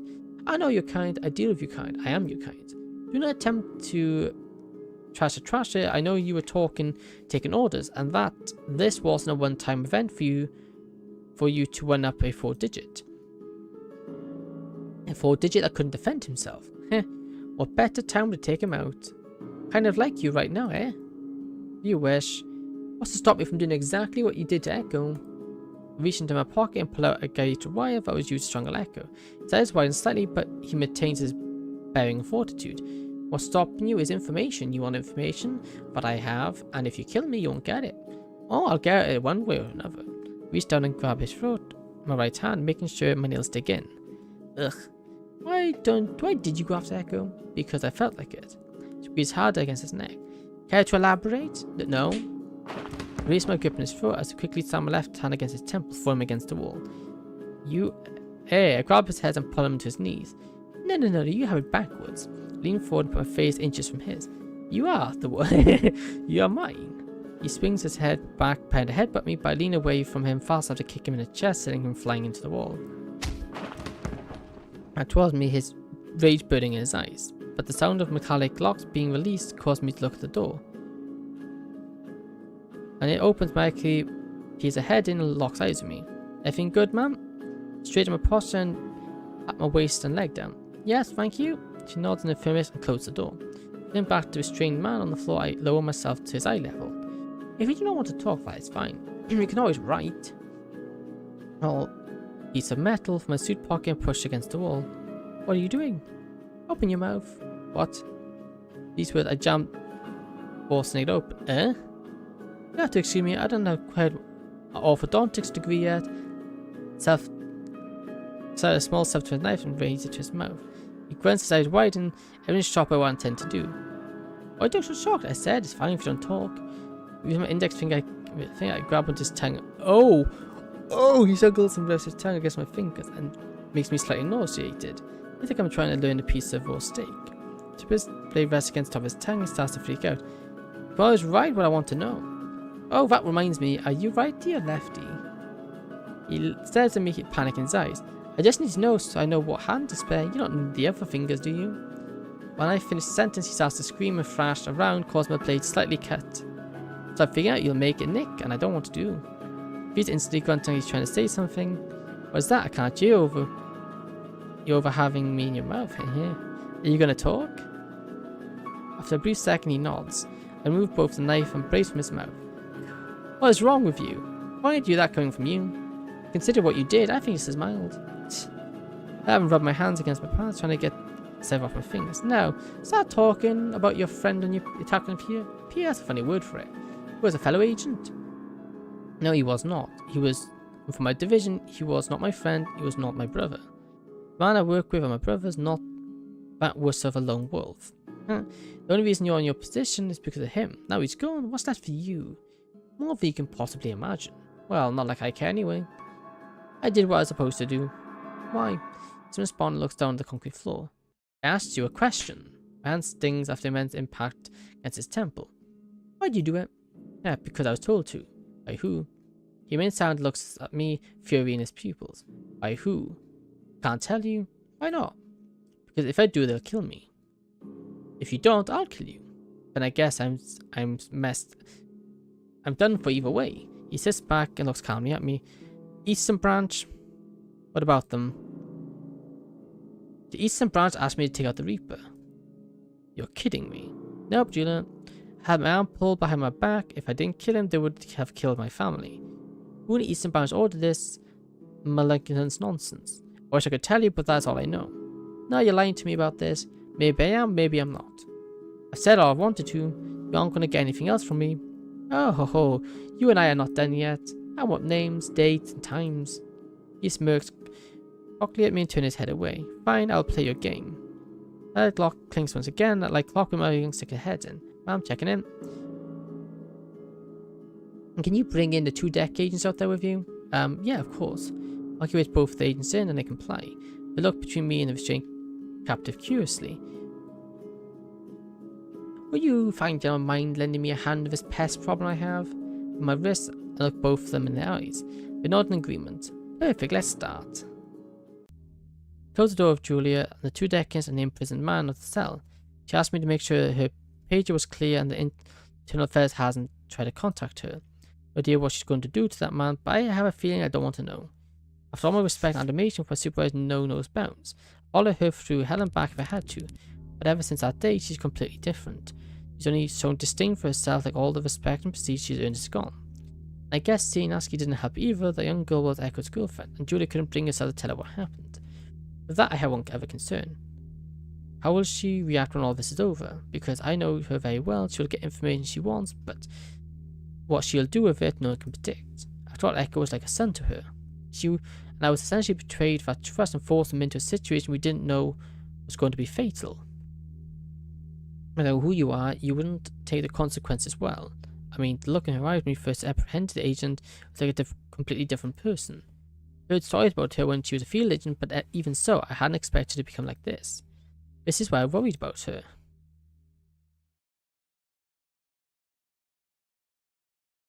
It still goes?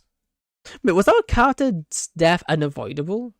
While I sluggishly paced the corridor towards the club, I stopped at the restaurant briefly and sent Monica a message. Really pressing send, but I put my phone away and started to head towards the club room again. Hey, cool. Arriving at the door, I peek in and make eye contact with Monica. She immediately stops what she's doing and comes in the hallway with me.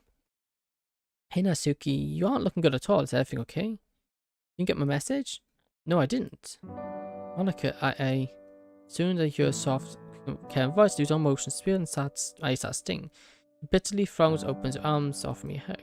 While thinking I wrap my arms around her and rest my head against her. Monica secures me in a hug by placing her arms around me and softly speaking. What happened? Asking. Violent rumble in my stomach, prompts tears leave my eyes and make my cheeks their home. I even know where to start, my dad or Echo. Normally hide what is happening between me and my dad, but Monica has always known, so she worries for me. Very sweet, and I'm super happy to have her as a friend and club president. But I still have my hesitation about talking to her about this stuff.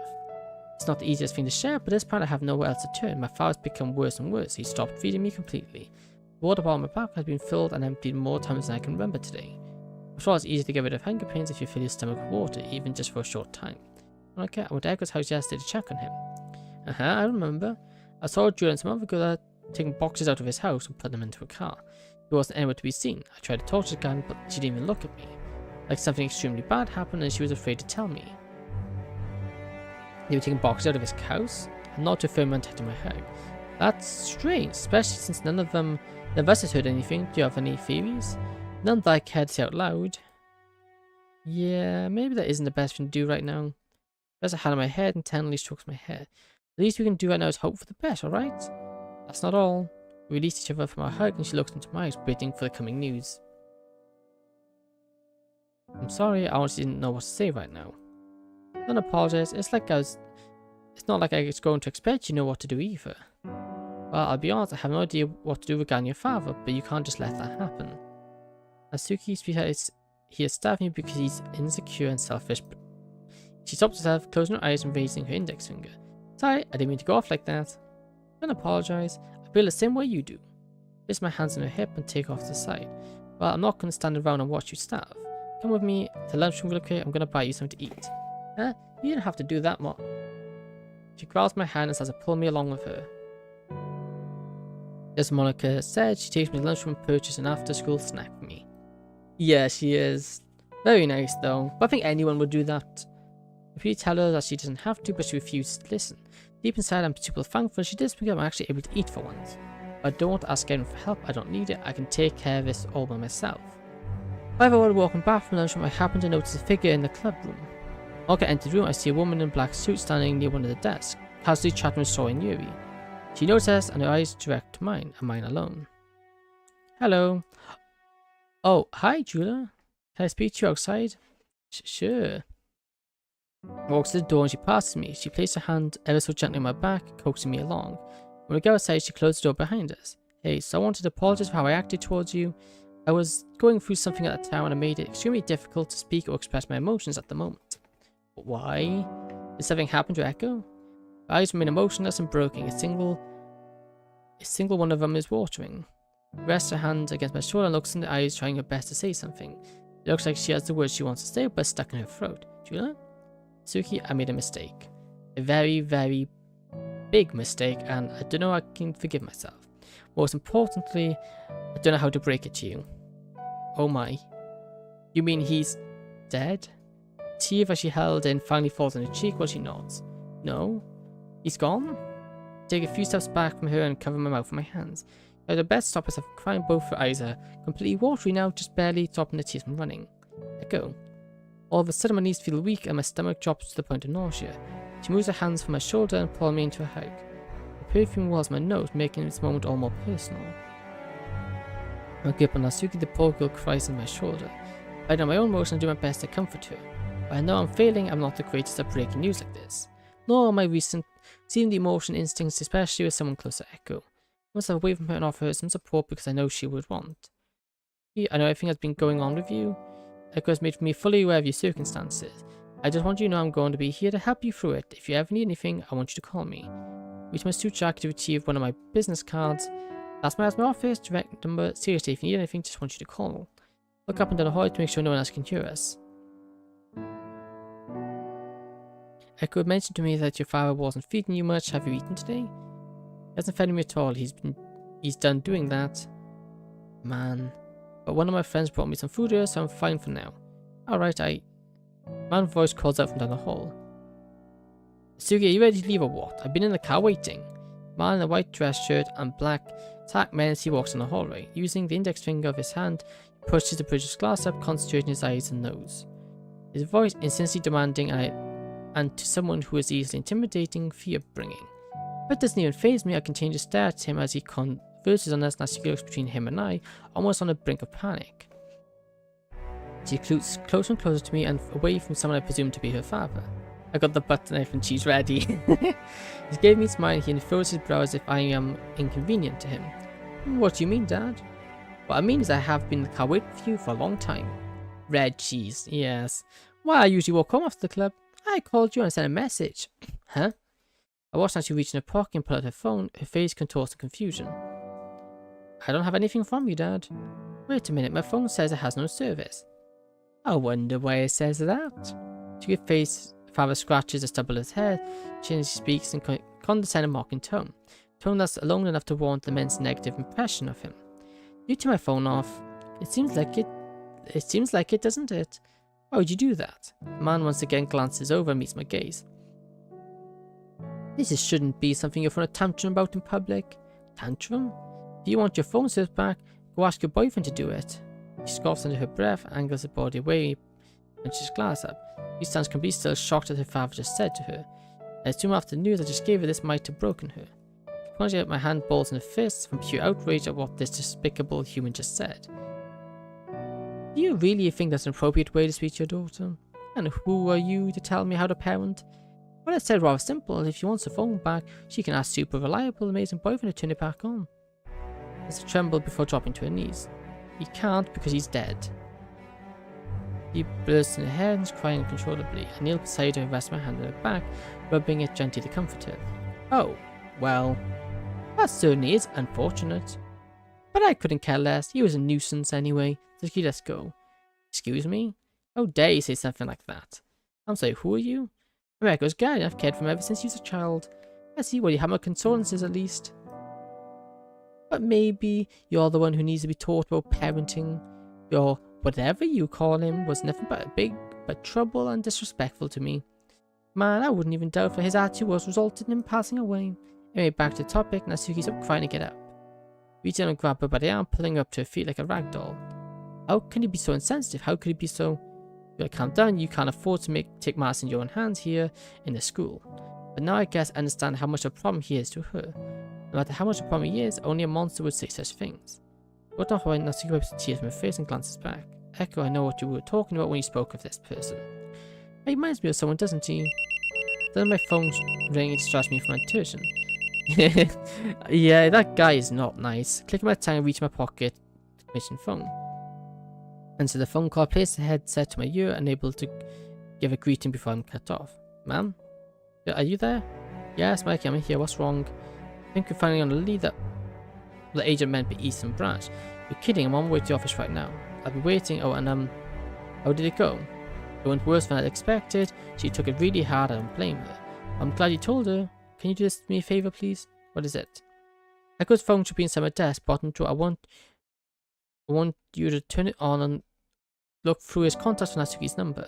Once you have it, port and connect to my private account. Yes, I'll have that done before you get here. I appreciate it, and whatever you do, do not message Suki from his phone. Are we clear?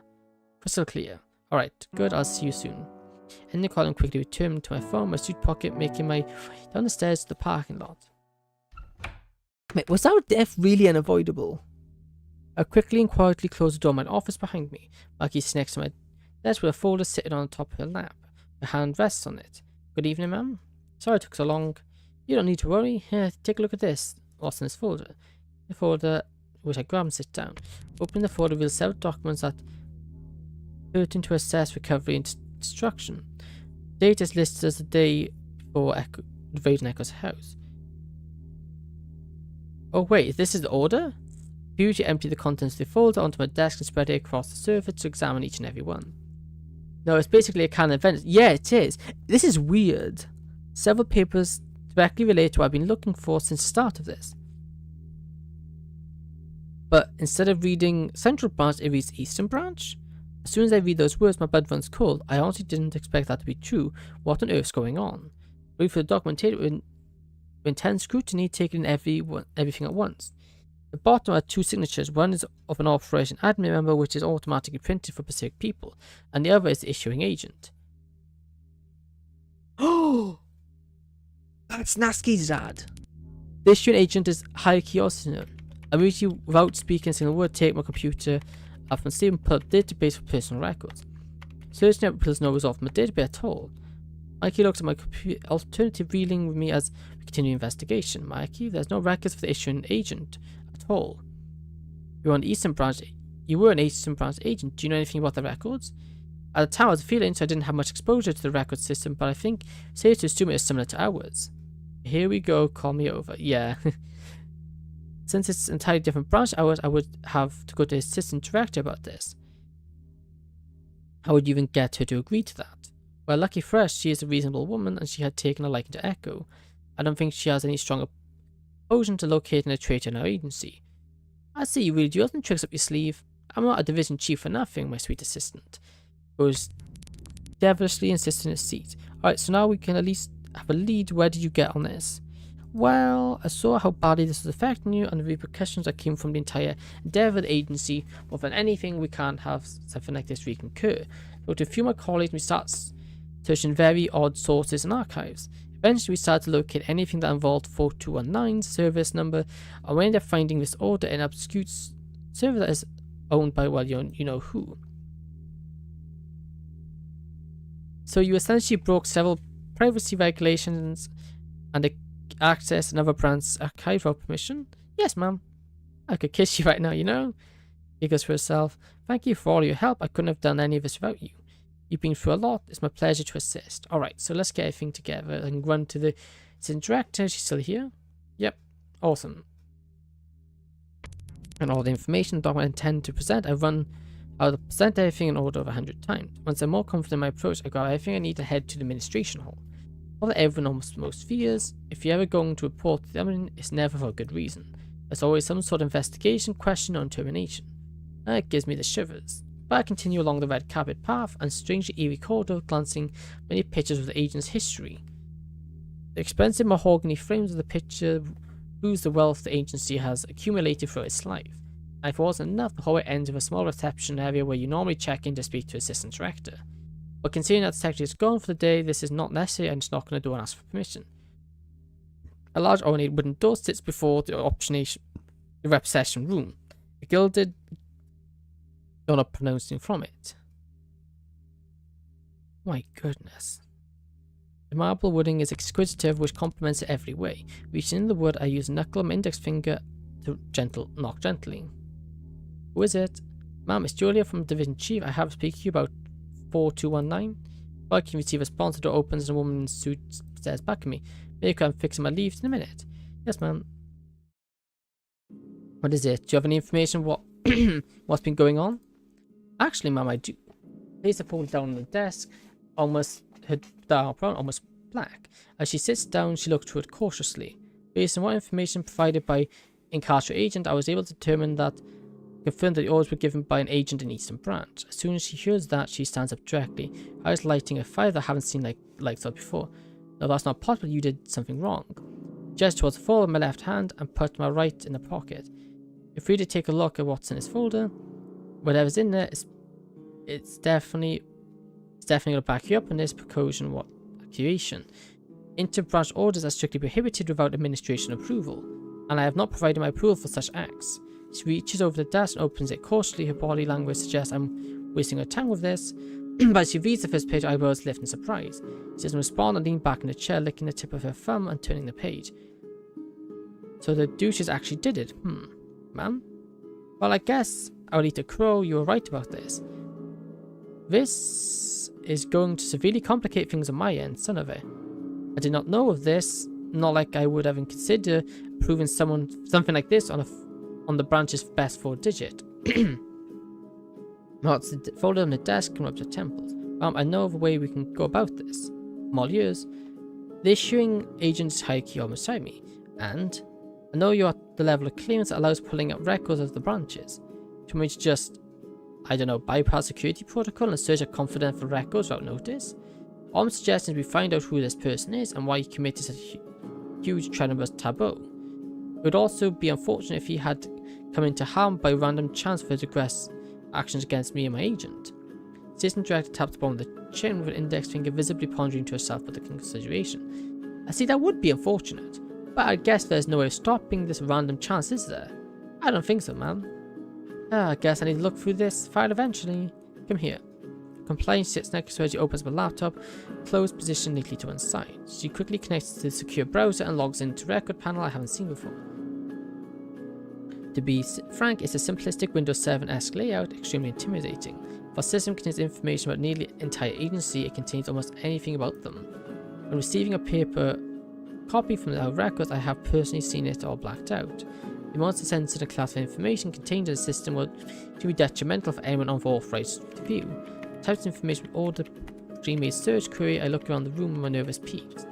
So much my hands start to tremble and my heartbeat speeds up. Alright, while I search the mat, I want you to know something. The only reason I'm letting you do this is because it involves an attack against my branch and my agents. I don't foresee another opportunity like this raising in the future that would call for such extreme measures. I understand completely. Normally I wouldn't need to go through you, but seeing how volatile the situation is, I'm not sure how deep this rabbit hole goes. For all we know, the full administration of EB could have been planned this. Get your point now. Stop making fragrant theories. This isn't daycare where you can let your imagination take control. Yes, ma'am. Beep signaling the search has completely finished. I took longer than I expected, but came up with only one record. When the system director clicks on it, it opens a new window for this agent's information. According to one of the docked forms, what? This agent isn't in active duty? That's not right. This order was issued by him the day before. It says he hasn't been in active duty for years. How could that be? He's used as a scapegoat? Possibly, but still, this kind of order is validated. A retired agent would never have permission to go that far. Wait a second. Biometrics the agent cast my eye. His height, body weight, blood type, eye color, and ethnicity. Those aren't normal biometrics for an Eastern Branch agent. What do you mean? Just trust me in this. Is there any information regarding the agent? It's Natsuki's dad. Yeah, I was able to locate a registration and indoctrination photo. Pulls up a dated image of the man and my heart stops. It was him. I knew it. Said the record in shock. My hands quiver violently now. Oh my. What is it, Jura? The image printed on the gun is much younger Motosuke Kento. Well, it makes some sense now. What? Do you need to tell me what on earth you're talking about now? Last Natsuki's father, she was Echo's girlfriend. The assistant director remains completely silent. That means, oh, a sudden surge of adrenaline released in my body, directing me to sprint out the director's office as quickly as I can. Once I exit the situation office, I make my way to my own and enter it. We finally found out who had been behind all of this, all of the emotion I had felt. Anger and sadness, the guilt of my actions. It was all coming to an end soon. I made a decision that I'm never going to forgive myself for, and I put someone I very care I never intended. Even this end alright, I carry the guilt with me. But this will have to hurry. Hayaka must, though he found out, due to his contact being taken into custody and talking. But he has been a 4-digit agent his entire time, so he must have been following every one of our steps very carefully. And now we're closing in on him. I'm afraid he will try to do something rash before we arrive. The image of him forcibly dragging her away burns into my mind. Man, I hope she's okay.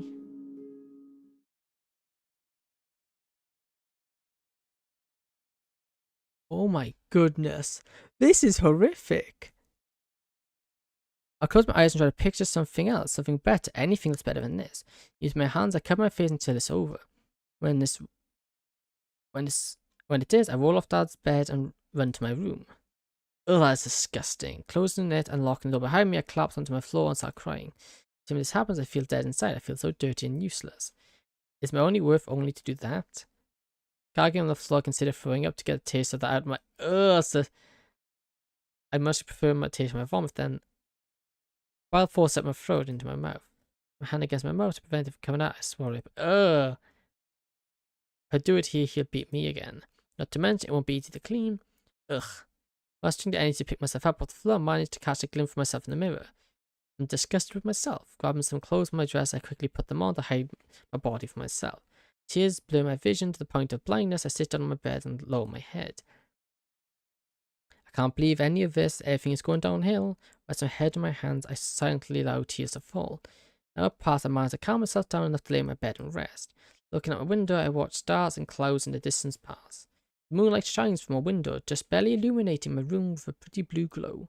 Come to think of it, it's pretty hot in here. I should open a window to cool off. That never lets me touch the thermostat, and I think that is not going to change anytime soon. He's just in the shower right now, cleaning himself off. I never the opportunity to do that. I never do. Lifting myself up from the soft, comfy bed, I reach for my window and prop it open. A gust of cool air enters the room and immediately starts to cool me off. Ah, that feels nice. A small part of me imagined taking over. I close my eyes and picture myself in a grassy field with a ton of fresh air and freedom. My door slamming downstairs rips me from my daydream and back into reality. Suki, why is he screaming? Get your butt down here. If he has called me to play, I run to the door and open it and head downstairs. Before I can reach one scared, Dad appears from the corner and grabs my hair. As his hair, he pulls me the rest of the stairs into the living room. What are you doing? Look at this. Picks up her hair and lowers me to the ground, forcing me to look at the floor. On the floor are the remains of what used to be my school uniform. When he had gone home with it, he tore them off me. Haven't you cleaned this up yet? You're a slob. I'm tired of it. Dad, you never gave me the chance to. Yeah? It slaps the right to my face, causing my head to jerk and my head to be pulled. Which does not make me look good. How do you think I feel? He ripped my clothes and dragged me upstairs against my will. He slapped the side of my head, causing my mind to go blank and vision to blurry for a moment. Situation turns, I let go of my hair, and I dropped to the ground, slamming my already sore knees against the wooden flooring. Dare you talk back to me like that? I made you, I put a roof over your head and gave you a bed of sleeping, and food to eat. I even go out my way to deal with your incessive friends. All you happen to think is I don't care, and all you want to be ungrateful. That's it. I've had it with you. My voice clears, I'm able to shake myself out of my days to watch him walk around the room looking with violent intent in his eyes. Granted, he has been horrible for me past year, but he's never been this bad before. What's wrong? Is something stressing him out? He's around the room getting angry and angry at me, absolutely nothing, especially since I honestly have nothing to say. Looking down at my tattered and torn uniform, I sense he's only going to get more frustrated with me. What's he going to do? Alright, I'm scared. My own hands won't stop shaking, scared that the sight won't cause him to strike me again. You know, if your boyfriend was still alive, he'd buy you a new uniform. But unfortunately, he's gone. He's dead, and you're alone like you always will be. But you won't have to worry about that for long.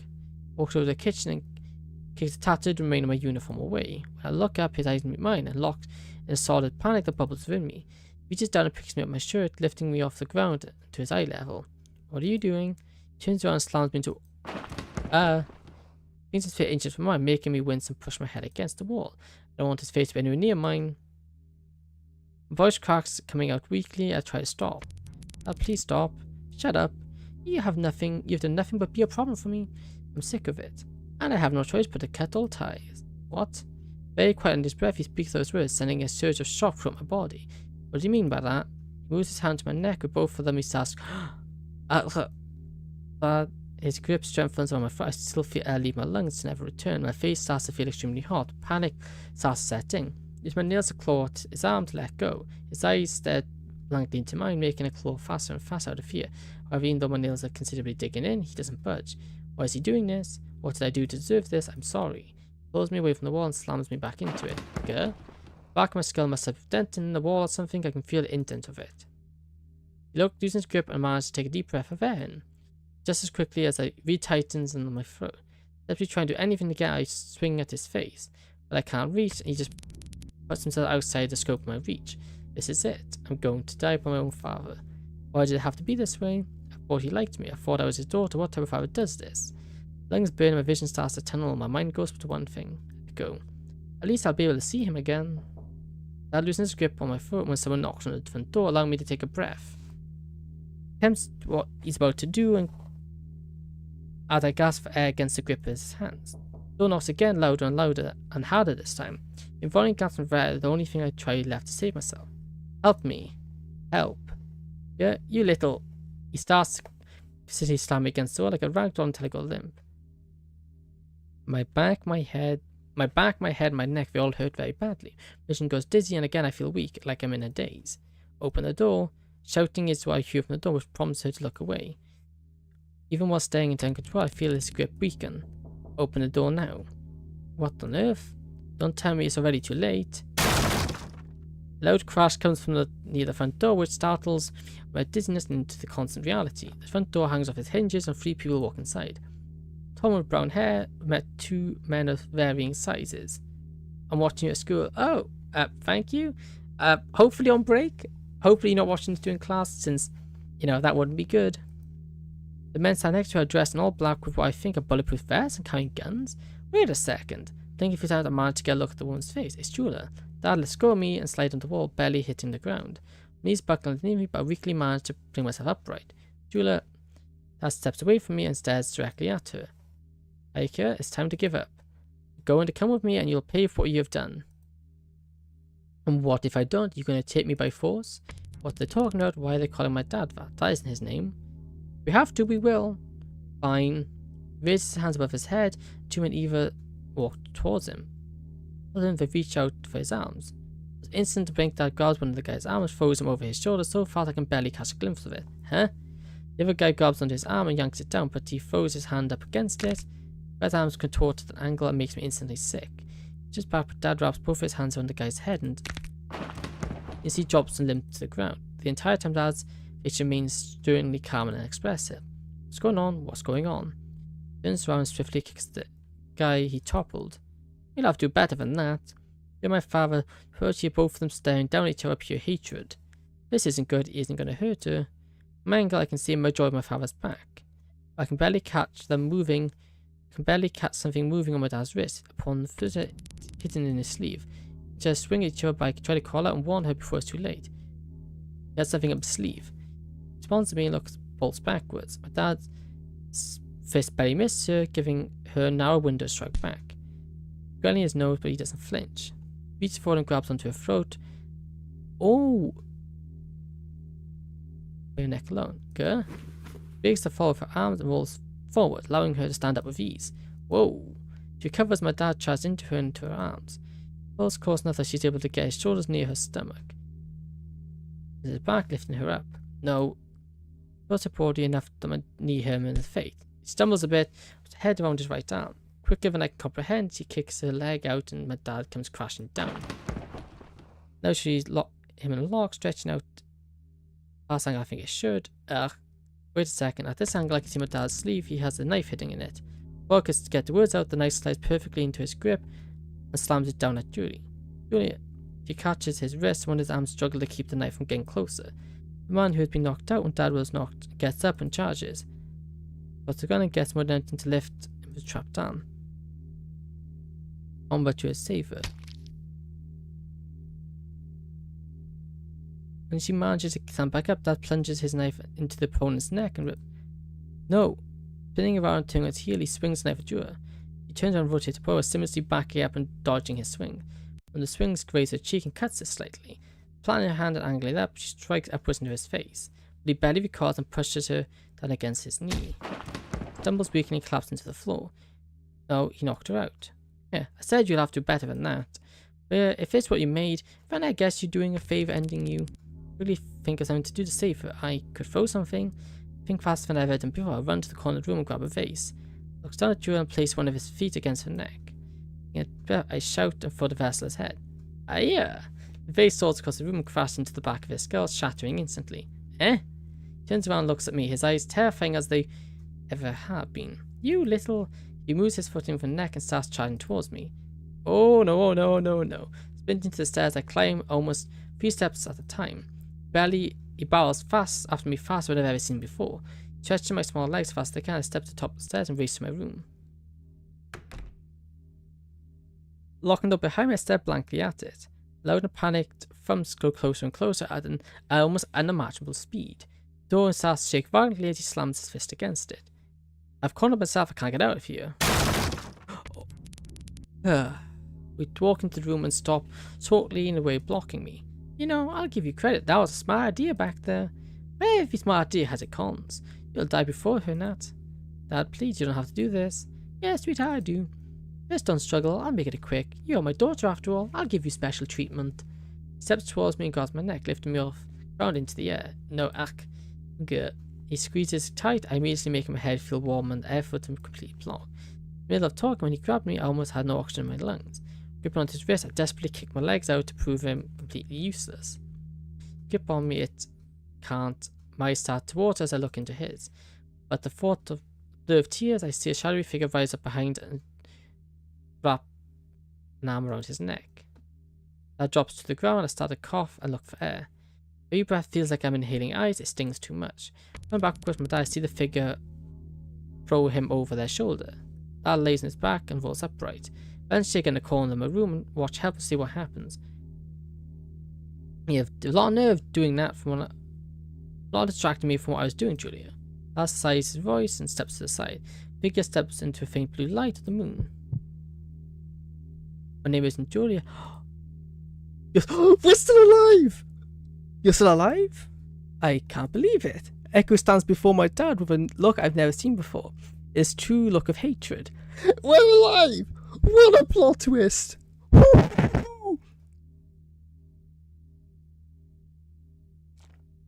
Echo. How did you survive? You of all people should know this by now. Echo looks over at me and then turns back to my dad. Oh! What a plot twist! What a plot twist! I was wondering where the mod kept wanting. We still stand! Echo looks over at me and back at my dad. You don't kill the Reaper that easily. Yes, we're alive! Yeah! Oh! What a yeah! I honestly thought we were dead. Okay, I'm just gonna BRB real quick. I need to go make a cup of tea. Oh, that is an amazing plot twist.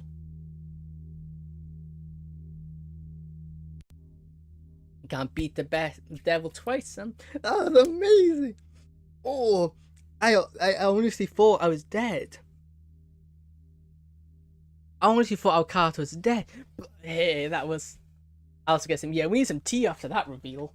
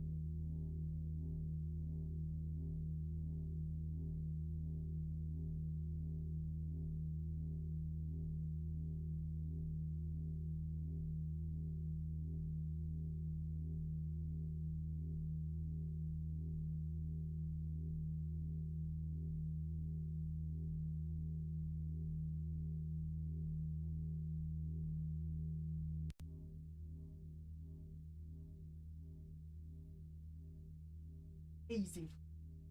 You know, I was trying to rationalize how he could have survived it and what we could do different. But he's alive? This makes me want to know how. I can't.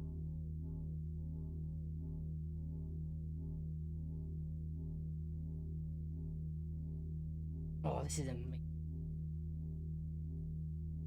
We still stand. You can't kill me that easily. You're gonna have to try a little hell of it. Oh, that's also exactly why Undying the Undying is my favorite character in Undertale, because it's like, you think you can kill me? Well, try again. Hey, yeah, and we got the tea. Oh, what an amazing plot twist. That is beyond amazing. Absolutely amazing, that is. As lose energy and weaken, I can't do much about this guy strangling me. She is indeed. I've tried everything I possibly can, as little as it was. My lungs still filled with a decent amount of air, burn to release and take in more oxygen. With how tightly wrapped the wires around my neck, I am unable to do either. In this situation, you can't measure how long your target has left to live, so you wait until they stop moving. Especially during a activation, your opponent will involuntarily move and resist against you until the very end, then they'll have to finally go limp. It's assumed you have won. Luckily for me, I have experience of holding my breath and dropping my blood pressure to near deceased levels. It's one of the main reasons why I tend to control my breathing in stressful situations. But there is a downside: I lose consciousness. If he happens to keep his grip on me well after I've passed out, then I will die. Oh well, there's no other option. I have to at least try this. Using my final reservoir of energy, I force myself to go limp, and steadily my involuntary convulsions. Each of my limp tingles, my vision goes to black, and my mind goes blank.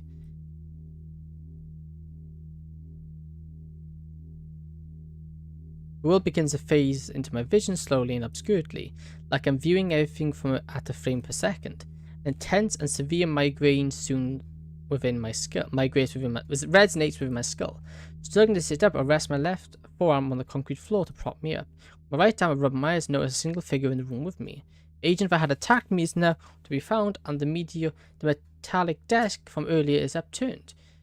As the world clears and sharpens with my vision, I look at the figure specifically. Smaller build, thin, curvy body structure, and hair tied into a ponytail. Her face becomes pallid at the sight of me rising from the dead. You look like you've seen a ghost, Mikey. I've seen the Grim Reaper himself. Push myself to my form to sit up, rest my hand on my neck. Mercy stands frozen, unable to move, having a very hard time speaking. Pressing against my neck with my hand, raw skin from the wire stings sharply. Sitting by the way the desk and chairs are strewed about the room, I'd say the agent who attacked me has been caught and been taken in. It would have been too far off to say Mikey probably has a medical team coming down here to retrieve my body, which could actually work out in my favour. How long till the medical team to get here? Like less than a minute. Cancel them, but tell Drew they took the remains. Huh? You don't want to know you're alive? No, it's best for everyone. It's best for now that everyone thinks I'm dead, including Julia. She stands there before me, apprehensive. Listen, I'm really sorry about how I acted earlier. The entire reason was to draw out the traitors, and I waved my hands up to stop her from talking. I understand I had a hunch. You did? When? Right about the time that looming oath wrapped a wire around my neck. You were not dead the entire time. No, we from the sounds of it, we weren't. After recovering myself and sitting down with Mikey, we had a discussion that it would be best to remain incognito until we found out who was responsible behind all of this. I am fairly a recognizable person, so I'll have to blend in and stay out of the spotlight for a while. Thankfully, I happen to be pretty good at makeup, so I think I can help you blend in for a while. Well then, make me up, Mikey. She turns, hides her blushing face, providing me that she has considered that before. She'll be leaving the office soon to retire for the night. She's extremely exhausted from, well, you know. Just let me know when she leaves and I'll go into it. No, I will escort you. I can't risk you being seen entering a division chief's office alone. You have a point there. We got turned into a girl, yeah. I guess I have no other choice then, eh? I'm afraid not. Just come with me and make sure to cover your neck when walking past someone. Yeah, I imagine that this coloured line across my neck would be a red flag to pass by.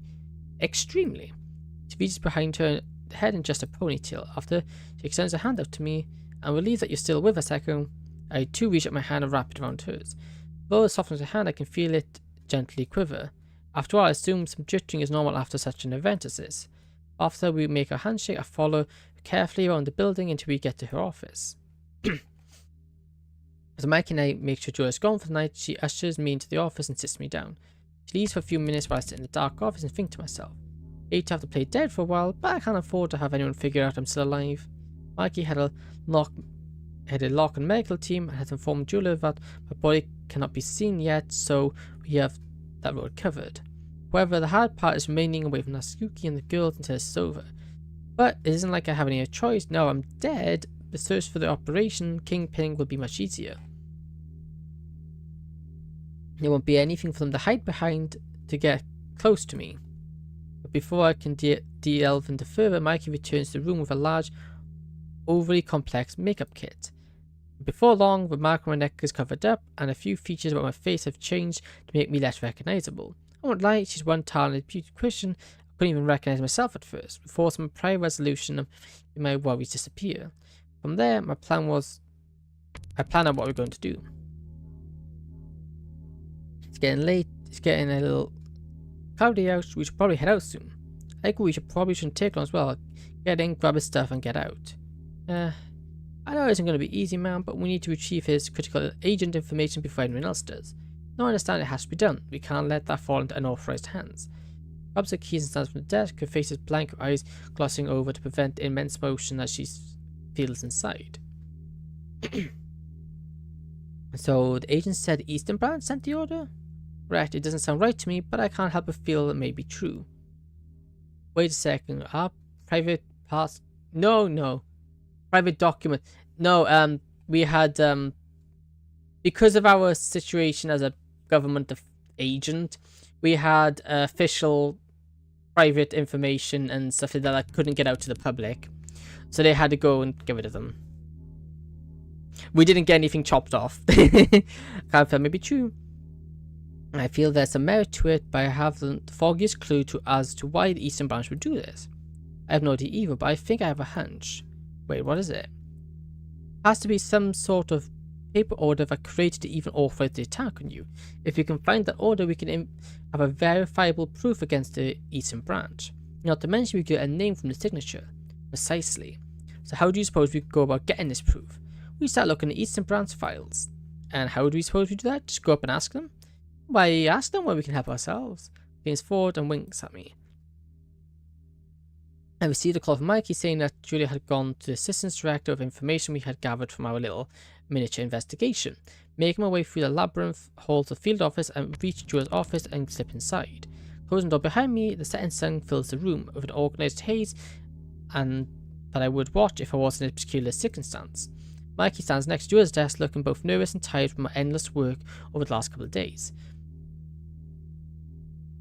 Say Mikey before you collapse from exhaustion. It's exhaustion acting like I'm perfectly fine round Julia. I haven't slept a wink a few days. How about you? You don't look tired at all? I'm fatigued, but I am more prone to pushing those needs to the side.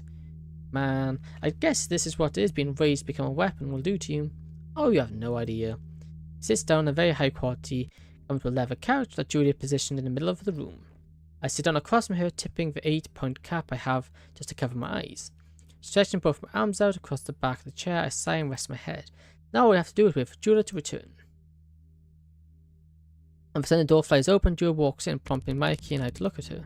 She looks at Mikey and then to me before taking a deep breath in. Mikey is her father. What? What? I to upset it's Mitsuki Kento. Make a sandwich, be right back. Okay, no problem. Natsuki's father. He's a 4-digit agent from Eastern Branch. He has been this entire time. You're kidding. He turns around and looks at me twice before stopping. Why is he in here? Oh, that's real, Jules. Eh? Jules' eyes widening and her hands immediately start to shake. Removing the cap from her head, I give her a small smirk. Echo? As I stand up, Jules rushes over to me and wraps her arms around me. You're alive? Her voice softens very to a very quiet whisper. Thank goodness. Her embrace on me tightens as she pulls me into her. I can practically feel her despair dissolve as she holds me in her arms. Without a single comment or negative flare, I wrap my arms around her as well. I've really missed you. Man, I thought you were gone forever. I can't offer the words of comfort other than I've missed you too. Both of us leave a hug. She deliberately looks at Mikey. Did you know about this? Yes, ma'am. She and I had worked together since the incident, and to maintain the atmosphere that was generated, I had to play dead. Unfortunately, that meant you also had to you had to believe I was dead, otherwise you could tip off whoever was behind this. Your demeanor had to be genuine. I see. Well, I hate you both for doing that. But it was really smart, so thank you for that. Alright, enough of this mushy stuff. So that douche was behind all of this? My stomach drops and I almost feel nauseous. How many times I was so close to him? To think this despicable piece of trash had been tracking me the entire time? I could have stopped this long ago, and none of this would happen if I ended it when I had a chance. I'm sorry, Natsuki, if I had it sooner, you wouldn't have to deal with this. The least I can do now is make it right. A burning feeling starts deep within my chest, giving me a new presence of vengeful energy. By the time we finally prepare and go outside, the sun has fully set, and the night sky greets us. Maki and I jog out the main entrance and down the country path of the field office. A blank SUV pulls up with black passengers, windows rolled down. Ma'am, get in, we are ready to go. She looks back at me with a concerned look on her face, like she doesn't want to leave me alone. Wave her into the car. Just go, I'll be right behind you. She nods and gets in the passenger of the car. As the car speeds off, Mikey puts a hand on my shoulder. We can take my car, it'll be faster than preparing SUV. Let's do it then. He pats me on the shoulder and starts jogging down the side path leading away from the main road. As I follow, we get into a small two-seater car and drive to Natsuki's house following the directions I provide. During the pause between each of my directions, I delve deeper into my mind and contemplate. By the time I've been an agent, I've made a name for myself, I've created a reputation for myself, and it seems to be more than just a reputation. They call me the Reaper, an entity of vengeance that obliterates any obstacle in its path, seemingly unable to be killed and unstoppable until it drags you down. I never understood why that correlation has been applied to me, but now I'm starting to see why. I finally begin to understand that my only true purpose in this world is to be the one that drags my enemies down to there. Maybe it's time to embrace the reverence I am. It'll be the only way I can survive this in a fight. Aiki is a forged agent like I am. Forged agents are the ancient's top performing weapons. They are capable of doing whatever that is within the scope of their skill set, which makes me a little worried about what is about to transpire. I have no idea how skilled he is, nor what he's capable of. But I do know is Natsuki depends on this. I will not fail her again. We arrived at the SUV rooms parked and the front door's been kicked in. Look, they've already started. Aiki, I want you to stay in the car. I'll go in and check. She doesn't respond and just nods in affirmation. Opening and closing the car door, I skulk up the driveway into the front door. Stepping carefully through the doorway, making sure I'm not a complete quiet peek on a small corner into the living room. Agents that arrived through it are collapsed on the ground, one bleeding profusely from the neck. Scanning the room for it, I noticed Jura slumped over in the corner of the room. Son of a boy. Peeking my head around the corner a little further to extend my sight, I conclude no one else is in the room with me. Natsuki and Hideo are unaccounted for. Quickly make my way into the living room, I check her pulse and find she still has one, weak at best. She must have taken one beating because she doesn't go down easily. Even though I have difficulty when I spar against her, I can resist shaking her to try to wake her, but she's out cold, which means I'm the only one left. All of a sudden I hear banging upstairs. Crouching down to the wall, I hide across the wall until I reach the staircase. Quietly moving up the stairs, the loud crashing door breaks open, startling me a little. Quick and pace up the stairs, I finally reach the top and head towards the noise. Realizing it's already from Natsuki's room, I quickly rush in and find her grabbing her by the neck and strangling her. A tear fills eyes at him with distress and fear. Alright, it's time. Standing behind him, I wrap my arm around his throat and roll my weight down, pivoting my hips. The movements cause him to release Natsuki and send him flying over my shoulder. When he hits the ground, he quickly rolls back to break his fall. He stands up and looks in my direction, shocked and irritated at my interruption. You have a lot of nerve distracting me from what I was doing, Julia. My name isn't Julia, Hiraki. You're still alive? Echo! How do you survive? You of all people should know this by now. I look over at Natsuki and then back to her father. You don't kill the Reaper that easily. Natsuki sits in the corner of the room. She must be scared and confused by everything that's happening all at once. When Mikey said, Julia told Natsuki I was dead, so this has to be a shock for her. Hiraki walks towards me, our gaze meeting each other and ending fury. I feel all about you, I guess the rumors are true after all. You and so many others. Central Brand's youngest yet most efficient killer. He eyeballed Natsuki after saying that. Yep, you heard me correct, Natsuki. Your boyfriend here is a killer. He mercenarily killed her at second thought. And of course, he hides it all from you so you don't suspect anything. She looks at me inquisitively, unsure what to think. I'm aware of the monster I've become, but I am nowhere near your level. How could a father do this to his daughter like you do? You're the real monster here. I don't need to be lectured by an overconfident brat, especially when it's wasting time and effort for someone so unimportant. Do not talk about your daughter that way. Natsuki is more than important to me. And whatever you say, one man's trash is never treasure. He grabs a lamp that's in Natsuki's bed and throws it at me. My left arm to the side, I block the lamp from hitting me in time to see the man charge directly at me. His shoulder collides my chest, impacts feels just been hit by a truck. Yeah? Body thrown against the wall, nearly knocking the wind out of me. Trying to keep my knees strength, I stand back up and fully catch my breath. He charges at me again, readying his right hand for an overhead strike. While my left hand while touching the wall, I kick off and get away in just in time. Managing to get behind him before he recovers, I grab hold of his left arm and twist it. Once I have an angle, I can use it to my advantage, kneeing him is my only option. Breathing in and out, I shove my right knee directly in his back. Expecting him to recoil and try to pull his arm close to close the distance. However, he doesn't recoil or even grunt. He twists his abdomen enough to elbow me in the face with his free arm. Dull yet accurate pain permeates my skull, forcing me to let go of his arm and stumble backwards. To reach quick enough, he grabs my head with both his hands and throws me towards an incoming knee. Man, if he hit me with that, I'm going to lose consciousness for sure. Final second, I pop my neck to the left, forcing my upper chest to take the brunt of the force. With my hands, his knee, I'm now free for control. I push forward and throw him off balance. If I can get him to the ground, I can destroy his kneecaps and immobilize him. Not bad, kid. Sensing something above me, I feel a crushing blow to the center of my back that almost caused my body to go limp. He's slamming his elbow directly in my spine. Force my body to ignore the pain, I shove myself quickly enough to wrap my arms around his back. Kicking my other knee against his groin, I shove him backwards and into the wall. Huh. It's much harder than you expect. I have to avoid taking hits as much as possible. If you manage to land a nicely placed shot, I might lose consciousness and that'll be the end. It isn't like I can be quick either. He hits hard and he is fast as I am. Echo, are you okay? Natsuki's scared voice cracks from the corner of the room. Don't worry about me. I want to get you out of here. It isn't safe. But I can't leave you. Natsuki, if I lose this fight and you're still here, you'll die. So do as I say. Run. Natsuki timidly gets off the floor while staying near the wall opposite her father and leaves the room in a hurry. Looks at her and gives the opportunity to strike. Grabbing a book off the shelves, I throw it at him directly in the face. I'm back, so I'm like, yeah. We just throw a book at him. Did you just throw a book at me? You threw a lamp at me! We both charge into each other and start throwing hooks and jars, barely missing each other with each attempt. They get kicked, and when he reacts, I slam elbow into his temple. Wrapping my arm around his neck and positioning a lock, I start to braid him with fury of knees to the stomach. But he managed to lift me off the ground with just some of his upper body, while he's still in a headlock. He runs as fast as he can into the wall behind me, slamming me into it. Man, now he has me pinned against the wall.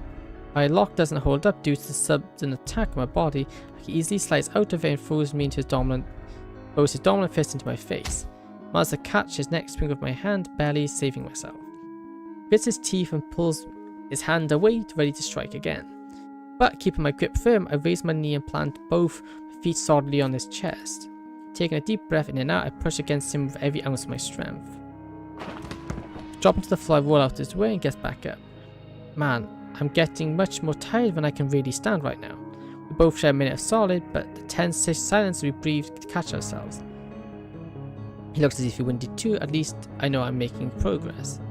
Right, yeah. We did that last time, but probable progress isn't profitable. I'm losing too much energy to keep this going. Getting tired of that, kid? Nah, I'm fine. What about you, old man? I can go all damn night if I have to. Well, sorry to break your heart, but I don't have that sort of time. And I'll make this quick. He fakes to the left and charges me at the right, colliding into me and pushing me towards the window. We manage to lock arms and push against each other to the point we've matched. I'm not moving any further back, but neither is he. But he takes his hands off my shoulder and wrap it around mine. He's going to break my arm, I have to abort. Then go with him, just in time, my arm slips out of his grip, thus sparing them, but allowing him to take the advantage. And I take another extremely hard impact against my face and lose all the footing I had to defend myself. Use his body weight to shove me close to the window, opening him up for another uppercut. With all my strength, I slam my fist against the underside of his chin. Head cocks up abnormally as he loses his footing for a second and nearly falls onto me. I'm unable to anticipate his kneeing me in the stomach, knocking the wind out of me. But he's still in shock and struggling to breathe. He wraps his hands around my throat and he pushes me against the open window. Right, this isn't good. He planned this entire thing out. He purposely waited for me to attack and knocked the wind out of me so he could finish me off easier. I can barely move. I'm pushed against the lower half of the windowsill, so any chance of moving is null.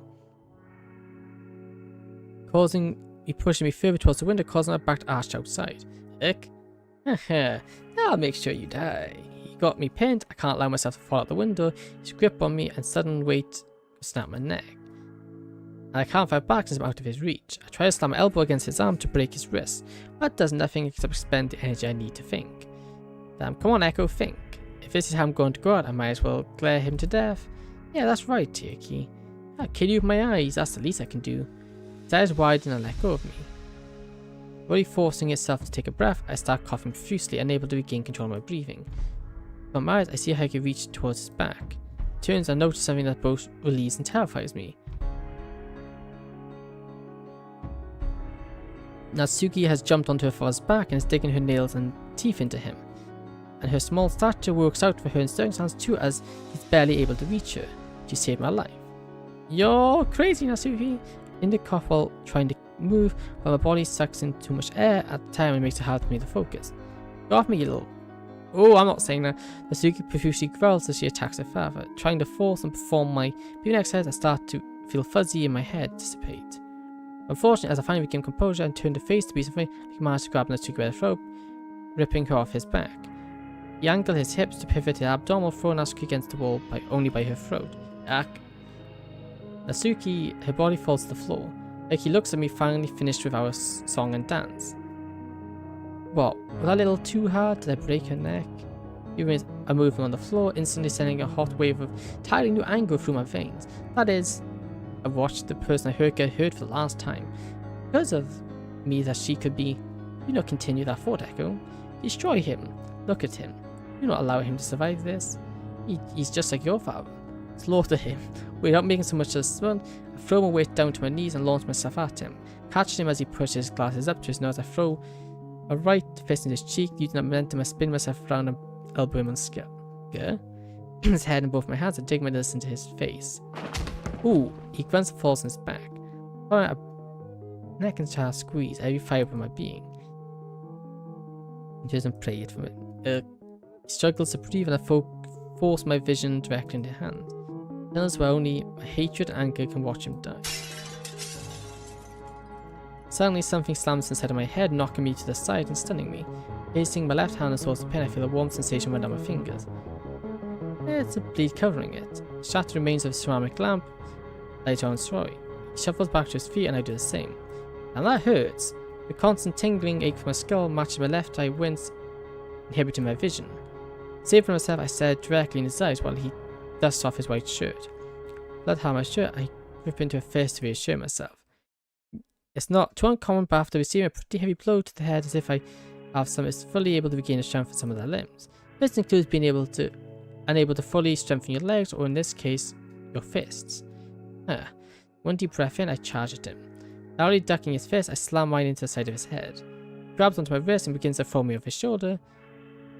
He managed to grab hold of me now, has me over his head. I feel about a broken spine. I veer direction towards the ceiling and now feel him pulling me down. Oh, good. An electric shock shoots my back and across my body. I barely comprehend what just happened. I barely feel anything. As the world fades by my perception, intense aching pain originates from my back. He slammed my back onto his knee in an attempt to break my spine, but judging from the fact I can feel pain, fingers didn't mean he hit hard enough to break anything. Pushing me off his knees onto the floor. Ugh, I need to get up and keep fighting. I can't lie here on the floor like this. Grabs on my hand, pulls my shirt, keeping eye level with him. You know, you put up a good fight for whatever you are. You're definitely the most tenuous beast I had to kill. Born and raised. One of this is slammed to my face with sheer force behind it disconnects my consciousness. I tried to knee him in the stomach, but the blows I'm taking are just too much energy to bear. Focus on everything on hits, so I can barely do much else in spite of my fatigue. He readies another fist. I try to catch with my hand only to fail and slightly block his impact. More and more strength leaving my body, I go slightly limp in his gasp. Damn. Plan didn't work out at this point. He's already beating me at a point of near unconsciousness. I'm so tired. I can barely bring myself to make a fist. No. Force myself to make a fist. I can't let her down. By my head to the angle I can comfortably see Natsuki's eyes widen. Natsuki isn't there. What? Natsuki lets go of me and I land on my feet. Looking behind Natsuki, I see Natsuki standing next to the door, panicked, holding a handgun shakily in her hands. Natsuki tries to stand up. His face turns white as he soon touches his wound. Accepting the opportunity that he has fallen beneath me, I stand and quicker than I can and elbow him in the side. Stumbles aside and I dash towards Natsuki. Natsuki, give me the gun. She holds up the gun. Before I have a chance to grab it, I hear running behind me. Like he recovers, coming right for us. Really reaching the gun, Natsuki pulls her close to my chest and point the gun to the tyrant. Good. The bung wisps through his chest and impacts hard enough to make him stumble. Then moving away from it, I kick Father in the chest and bringing him to his knees.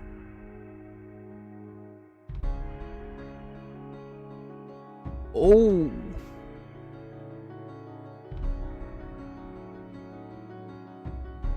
Pointing the barrel at his head, he looks up at me with shock and fury in his eyes.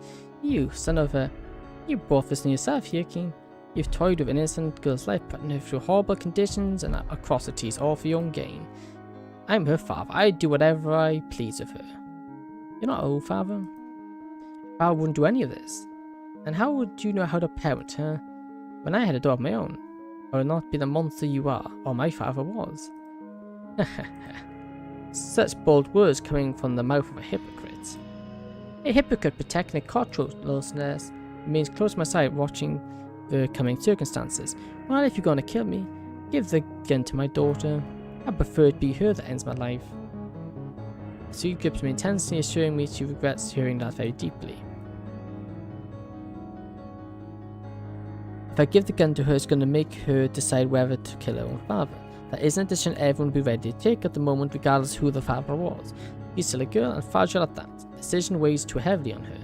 Plus, if she kills him, it could lead to her becoming a monster like myself. She doesn't deserve that, so I protect her from the burden of this choice. I'll take it from her and make it my decision. Now here, King, I'm going to be the one who decides what to do with you. Huh? What? I'm not going to let her live with the weight of the decision bearing down on her for the rest of her life. So to vindicate all this responsibility, you're going to do it yourself? How noble. Keep the barrel at the wounded man's head, I try to comprehend what to do with him. After all, he is Natsuki's father, but she isn't safe around him. He causes more pain than she will ever know. He became a severe threat to myself and the Central Branch. He's a fortunate angel from the company, so killing him wouldn't go over the walls with killing wouldn't go over well with relations between branches. If I take him to the agency, Central Branch can do whatever they need to bring him to justice. But if he remains alive, something happens, it could spell trouble for Natsuki and I. Mistake? Do I really keep someone as horrible as him alive? Or do I end everything right here and face the consequences later? Kill him. He's been nothing but trouble for you and Natsuki.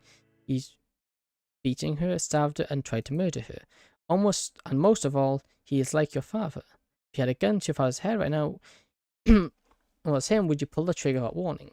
And Nico is just like your father, Echo. Do it. Kill him. And I got a really good thing for this. No. Because by pulling the trigger, we're no better than them. Pointing about his head, I come to terms with the decision I'm making. If I leave him alive, the agency will know what to do with him. As much as I hate him, I can't bring myself to kill the father of the person I love. I can't let my revenge-fueled anger overtake me and make a decision like this irrationally. Pulling Natsuki into a tight hug, my arm, I look into his eyes mercilessly. I'm not going to kill you. I see. You prefer I suffer like Suffer a life of regret of the decisions I've made, huh? Couldn't have said it better myself. People will decide where you go and how you suffer. Everything you've done, you'll have it coming to you. You are one enemy that will not drag to hell with me. True words of the infamous Reaper himself. Footsteps echo up the stairs, drawing everyone's attention. A familiar face peers into the room. Like, oh, I heard gunshots. Mikey? Come completely blindsided by Mikey's sudden entrance, I didn't take notice of how he kept reaching for me.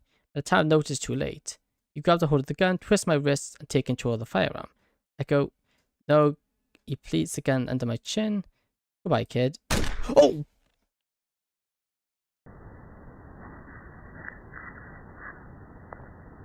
I think I made the wrong choice. Authorities responded to a sound of gunshot in a resident neighborhood. Echo, Joe, and Magic were all pronounced dead at the scene of the gunshot wound to the head. Hayaki and Natsuki were never found. Oh. I think I made a mistake. I made a mistake. Oh no. I told you know. Yeah, you did tell me. I think I made the wrong choice. Oh, pull the trigger. It has to end here and now. If I leave my life, he'll still be an extreme threat. I've only barely defeated him thanks to Natsuki. Next time I might not be so lucky. Yeah, do it now. Kill him. He's just like your father. No, he isn't. But this isn't decisions I've made. Oh, I've skipped something, but I'm saying. No, he isn't. No, he is like your father. No, he isn't. He may be an absolute despicable being that lower than dirt, but he isn't as bad as him. But this decision I've made, and I will live with its aftermath. Give me one good reason why I should let you live. After a moment, he looks up at me and smiles. I can't. I faced myself a long time ago and understood who I am. As an agent and a father. And if I was in your position, I wouldn't have asked that question. So no, Echo, I cannot give you a good reason to let me live. I put my hand around Natsuki's head, I pulled her into my chest so she can't see what's about to happen. It's over.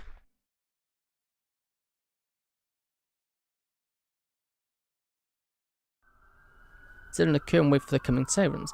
Every muscle in my body aches horribly, even taking a deep breath requires a lot of energy to endure the pain. Looking down at both my hands, I quiver gently. But a hand being placed on my shoulder diverts my attention. Hey, how are you doing? I'm fine, what about you? Natsuki sits down beside me and looks asphalt road below her. I don't know, honestly. So much has happened that I can barely keep up with it. I mean, earlier today I was at school. I was told you were dead. And then my dad tried to kill me, random people showed up to my house, called my dad a different name, and then you showed up out of nowhere. We saved him.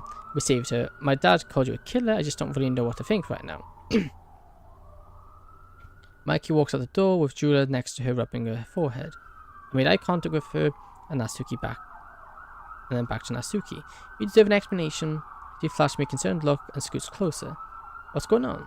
Take another step in. I prepare myself for the massive amount of information about to dump on her. I know I'm not supposed to tell her any of this, but she deserves it after what happened. Your father changed his identity when you were extremely young. His real name is Hayaki, but he changed it to Most Kento to hide his real identity. With that, he's also had some new records altered to mitigate suspicion. What? Why did you do something like that? I'm not quite sure why he personally did that, but I know it was effective in throwing off the trail of investigations. What do you mean investigations? Well, since I met you, I learned about the home situation you dealt with every day. I told myself I was going to protect you, but I didn't know how to. He was your father, and he weren't really options I could take that benefited everyone. After you admitted, I met your father and had a very strange feeling about him. Feeling of familiarity that I had to explain. Some research talked to a few people and it turns out he had no record at all in the public database. Almost like they were deleted to make him blend in with everyone around. Natsuki's face proves that she's having a hard time processing it, so I courtesy I pause and give her some time. But how did you do any of that? That's why I eventually go into a lead. Do you remember what I told you about my job? Yeah, you called. You help when staffing was low for the day? That's the front I tell people. If I said when right, I do kill. I'm an agent for an organization I can't tell anyone about. I'm asked to do specific tasks and I follow through with them as I was trained. Like an assassin. Doing Yuri's and Monica's. I think we leave the best for last, so we'll go with Yuri next. Like an assassin? Poor choice of words, but it's probably the best. I didn't go too much into detail regarding that. Your safety, of course. Ah. But it turns out your father was employed by an organization that had extensive connections as a result. He knew that I was an agent shortly after we met, and he attempted to have me killed multiple times. Okay. The most recent time I was nearly strangled to death, I barely managed to survive. But since I survived, it opened up an opportunity for Julia and her assistant, and I planned to investigate an attack, especially under the guise I was dead. Did you lie to me? No, not really. This entire time she was under the impression that I was dead. I didn't reveal my survival until just hours ago. It's not nice to leave a girl feeling like that. As wide and starts to feel tears, her hands tremble. Take my right arm, wrap around her. What matters, I'm alive now, and you're safe. There's a hand against my shoulder and grips me tightly, hands intertwined. I'm sorry I didn't stop this sooner, Nasky. That's something I'm always going to regret. Echo, you dummy. You acted very maturely through all this. It's something I really like about you. Even though you were upset under the breaking point, you kept your cool and remained the bigger man. You did everything you could do to help, and you have no idea how much I valued that. After all, you did keep your promise. I turned my head to look at her curiously. You did save me. She leans up and plants a kiss on my cheek. Placing my hand on the back, I kiss her forehead and pull her into a hug. Red and blue ribbons shine over us. Lights shine over us as the paramedics speed on the street. Julia rests against Mikey's car while Mikey checks for any injuries. Paramedics call us from the police take care of the boys inside the house. We were brought to the hospital to get more extensive medical assistance. She didn't receive any substantial injuries, so she's cleared. But she didn't get any substantial injuries? My goodness. Julia is diagnosed with a grade 3 concussion, but more serious than that. I have several sprained bones, a minor concussion, a broken rib, and a few muscles have been torn in my back. After being discharged from hospital, Mikey offers to drive Julia and Natsuki and I home, since Julia's concussion impairs her from driving. I sit in the back of the car while Julia sits in the front seat. Our fingers entwined, Natsuki looks over at me and rests her head on my shoulder. The image of how scared she was when she shot the handgun resonates in my mind over and over. It was her face of someone who wasn't meant to harm, bringing themselves to harm someone. Natsuki is a sweet, gentle girl. I know what she did is going to stay with her for a while. But I'll do anything to keep that from affecting her. Constantly I tighten my grip in her hand, prompting her to probe. Everything's okay? Yes, I'm just thinking. You look stressed. Is there more that happened that you're not telling me? I look at her and she looks back. Both exchange glares. I say, you know what's going to happen because of this. I'm sorry you had a fire again tonight. Hey, you don't need to apologize for something like that. I did what I could to save you. I'm very proud of you for it. I lean my head over and plan a kiss in her head again, which causes Natsuki to blush and avoid any contact. You were quite about it too. I didn't even hear or notice you had left the room. Well, I'm not going to lie to you. When my dad threw me into the wall, I thought I'd broken my neck. And please don't tell me never joke like, yeah, we don't want any more jokes like that. Hurt to move and hurt to breathe. I thought I was going to die. I saw how much you were trying for me and I felt. I looked back up into my eyes with pink diamond eyes sparkling in the moonlight. I had to try for you, so I managed to crawl out the room and quickly downstairs. Grabbed the gun and shot him to get him off of you. And make sure you don't have to do that ever again. She smiles and rests her head on my shoulder. With a comfort and soothing sense, I lean back and glance at the window. Even as she dozes off and Julia looks back. Let's talk about the problems we're going to come from this. I've been waiting for this discussion.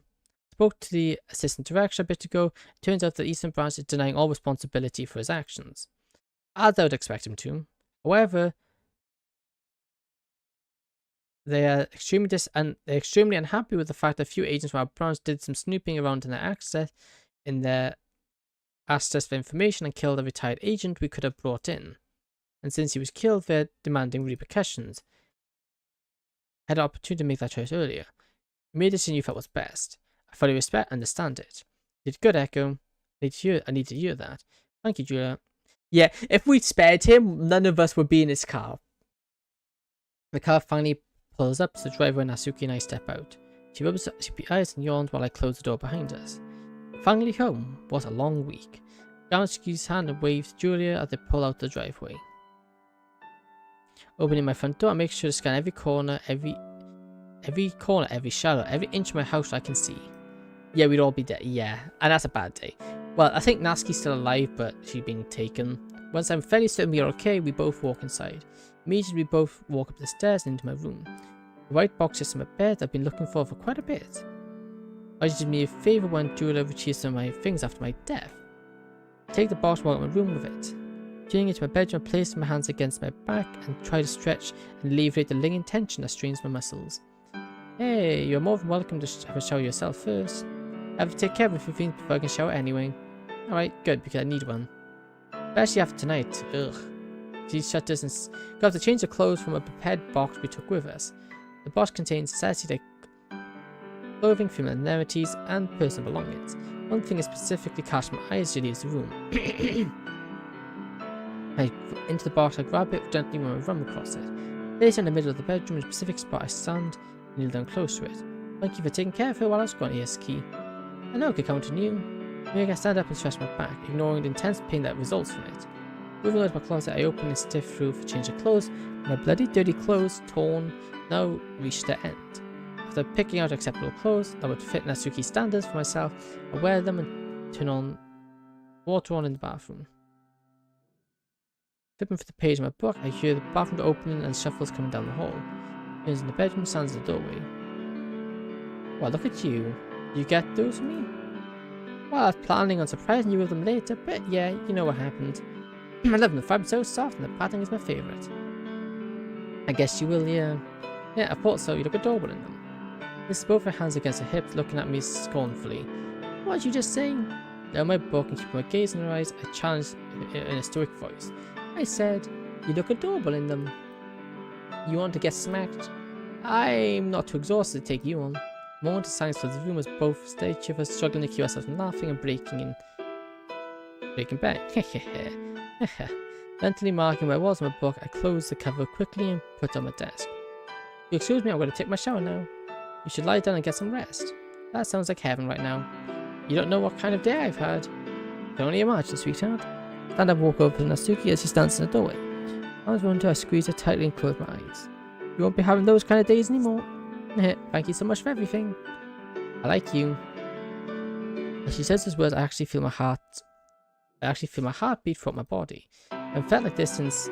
I like you too, Natsuki. I pull away from my hug and smiles and turn a devilish grin. Yeah, now take your shower, you stink. Raising my left arm, I smell the air. Let me call. You? Yeah, no kidding. I'll be out in a few. There we did. Taking off my shirt, I examined my neck in the mirror.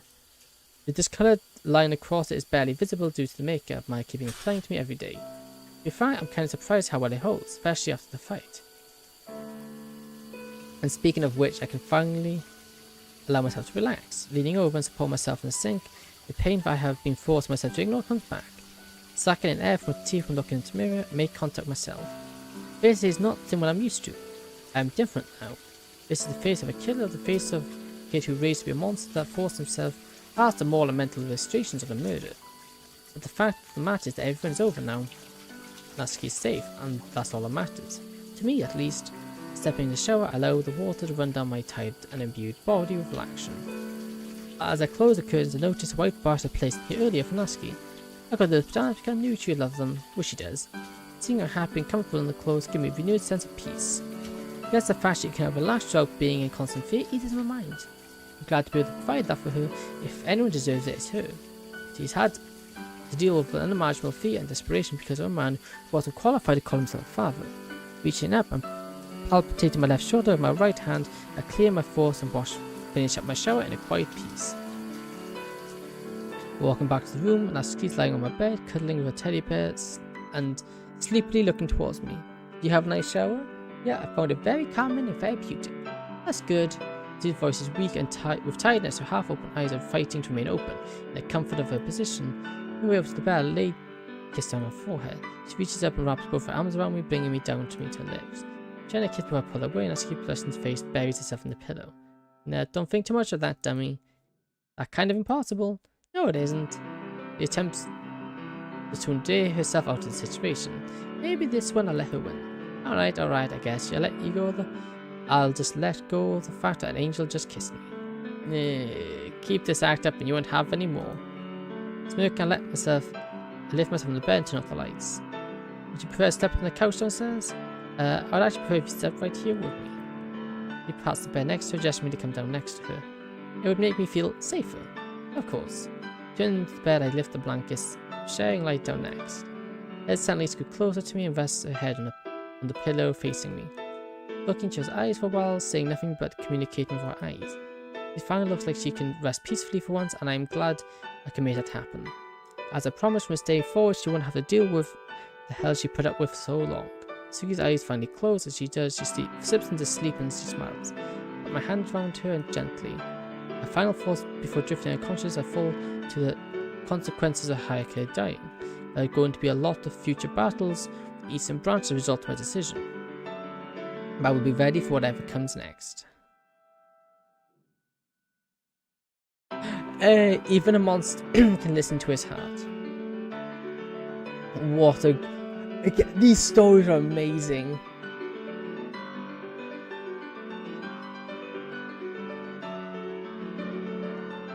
My goodness. That was so good.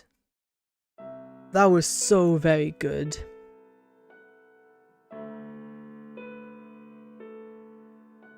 And this is probably one of our longest streams in this game as well. But this is very suiting since this will be my last stream for quite a few days, at least until the end of this week. So I have no more streams now because I'm busy. It'll either be Saturday or Sunday, but I don't know. But this was amazing. No, both Sori's Route was amazing. Like, really good. I wasn't sure how this one was going to hold up compared to it. Because I really wasn't sure how it was going to do. Please tell me when you come back. I can't go there without seeing you, lol. Well, I'll go more into it later as we're closing up for the day.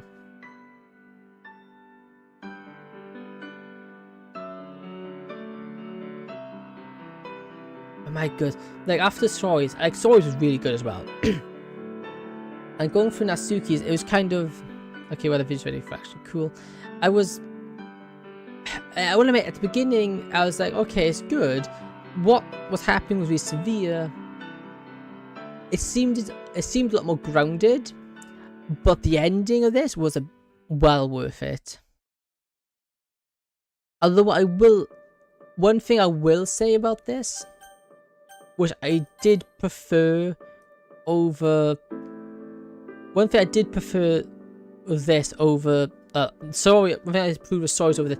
The music was better. I think the music during the fight scene was kind of not there. Whereas with Sori it was. Like, I had a hunch. Well, see, I actually didn't. At the beginning I had a hunch it was him. But then as soon, like, after it, I was like, I don't know. Because he's acting like he didn't know. But obviously he did. But no, really good that was. Really, really good. Quit. Wow. Just wow.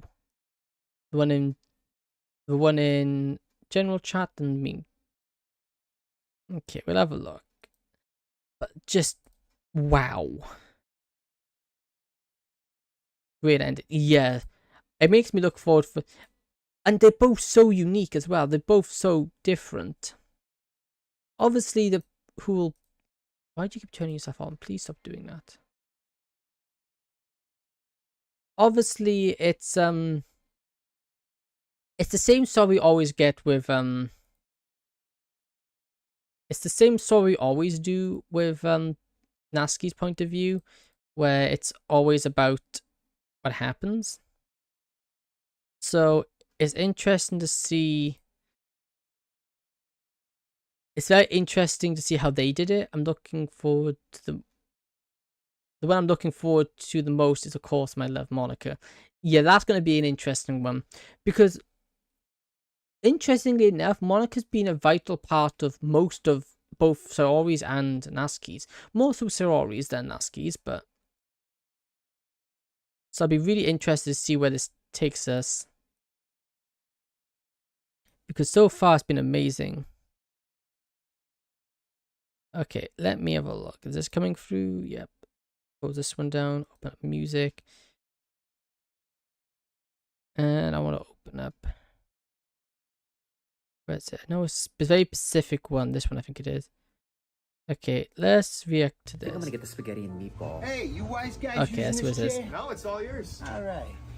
Oh, I've seen this before. This is good. Dude, I think those mob I've seen this guys think I'm before. like the boss of the mob or something. Did you hear him call me boss? I don't think you're the boss of the mob. That's just something people say, bro. Did I just hear them say you're the boss of the mob? No, he's not the boss of the mob. Maybe I am. Maybe Is this the I'm mod not. that has the Who same cares? developers This is a as message it? from Jimmy.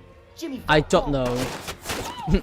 You all right, boss? I'm good. I'm good. Let's get him back to the safe house and see you trying to whack the boss. He's not the boss! So, boss, what are we gonna do? I've seen this. It's really good. Trying to whack you, huh? I'm gonna make him an offer he can't refuse. That's a great idea, boss. He just quoted The Godfather, and he's not the boss! Jimmy Falcone, you ready to Okay. talk? You mob boss, Boss. son of a bitch. I ain't no rat. I ain't know what it is. You got it, boss. No, wait. I'm Hold bo- on. All right. No, Yes, he's not the boss. boss. He's not the boss. It's not the boss. What we just did to Hayaki. There's a rat in the family. It's a Find way him. in the family. Make him Find sleep him. with the fish. We're gonna find this guy, boss. And he runs. That was it. Yeah. Where you going? Don't stop the car. Hey, boss, don't start the car. Don't stop the car. What? That's so CGI. Yeah, so good. Matt was an example of a good Italian man. But he was even a better example of a mob boss. He's a- The goddamn boss! Hey, can you Hey. keep it down, boss? Did I just hear them say you're the new boss of the mob? But yeah? Maybe I am. Maybe I'm not. not. Who's it? What's up, guys? Thanks so much. That's amazing. It's really good. Let me just quickly take note of this so I can link it. Photos like laughing crazy. Yeah. It's really good. I'm just gonna write the thing there so I can quickly put it in the description at the end. What was the other one? Was it general? Let's see. What is this one? Stop! Ah, the KD. Yes, very good. Very, very good, I must say. Very good. Any? Okay, nothing there. Cool. Stop! A lot of people sent me that video asking for my advice. How to Let me survive show a you. Canadian They have goose hollow attack. bones. It's not that scary. If they It's fly not that at scary. You, Oop! Oh, see? look at that. Nice and simple. Nice and Oh, simple. damn. Oh, Oh, yeah, I oh. forgot they do this sometimes. Oh yeah, One they sec. do that, don't they? Oop! Oh, okay. Anyway. they Anyway. Oh my gosh. Oh. Okay, wait. This is getting a little hairy here. It's Ooh, yep, that's it. Definitely put up a fight. Ooh, yikes! Oh, oh. Oh god. It's like a Hydra, but yeah. Does he have this? He's gonna. Ooh. Oh, he's Zeus. Ooh, fried duck. You know what? If you see one, just phone me, and I'll even cook dinner for us. Stop! That's good. Very, very good. Hydra but goose. Yeah. Okay. Okay. So I think that's. It's gonna be. Oh, wrong one. Oh, here. Oh, well, where's my VTuber avatar? There we go. Hello. Okay. So, yeah, that's gonna be it for today's stream, and as I mentioned earlier, that's gonna be my last stream for a while now until the end of this week. I'm currently out and I'm not able to stream. Although I will say I do have what you call it? I got 2 videos that I'm gonna pub. I got 2 videos which I will be posting both Wednesday and Friday. I should be back. We should be back live again either Saturday or Sunday, but I can't say for sure. But in the meantime, I've got some videos and stuff to post. I'll be posting in the meantime to make up for no streams. So that's pretty much been what I've done all day. I've just been editing all day, which, yeah, it took a bit of work, but you know, it's worth it. It's worth so that it doesn't do nothing. So we'll have a double upload this week, which will be the first since editing. I've never done that before. A double upload is a first for me. But I'm getting the hang of this editing thing. So I'm happy we I'm happy we're able to end we finished Natsuki's route today. It works out very nicely actually, because it kind of works out nicely that I did Doki Doki yesterday. Although it wasn't planned, I wouldn't have been able to finish it today if we did. So it's worked out really nicely. So yeah, without further ado, thank you for watching. If you did enjoy what you see, please consider following and subscribing. If you have done so, thank you very much. Greatly appreciated. Thank you for being in chat again with us. Everyone who's been in chat, Ice King, thank you very much. Same goes to the people over on YouTube. Thank you very much. It's always good having people in chat. It makes it so much livelier, and you know, it just makes it that much more interactive, enjoyable. I don't really know how to put it. So thank you for that. Yeah, I think that's everything for today, and I'll see you this weekend, hopefully. If not, all my updates are posted. I'll post updates in my Discord. I'm always active over in Discord, so that's that. Also, that's in the link in my descriptions and stuff like that as well. So, yeah. Until next time, hope you have a good night, morning, afternoon, evening, whatever time it is for you. Anyway, goodbye and good night, or morning or evening. Yeah, goodbye. Before I keep going in circles and I never stop. Hey, goodbye. Thank you for watching. I said goodbye like 3 times. I guess that makes it 4. Okay, I'm ending now. Thanks for watching. I just said it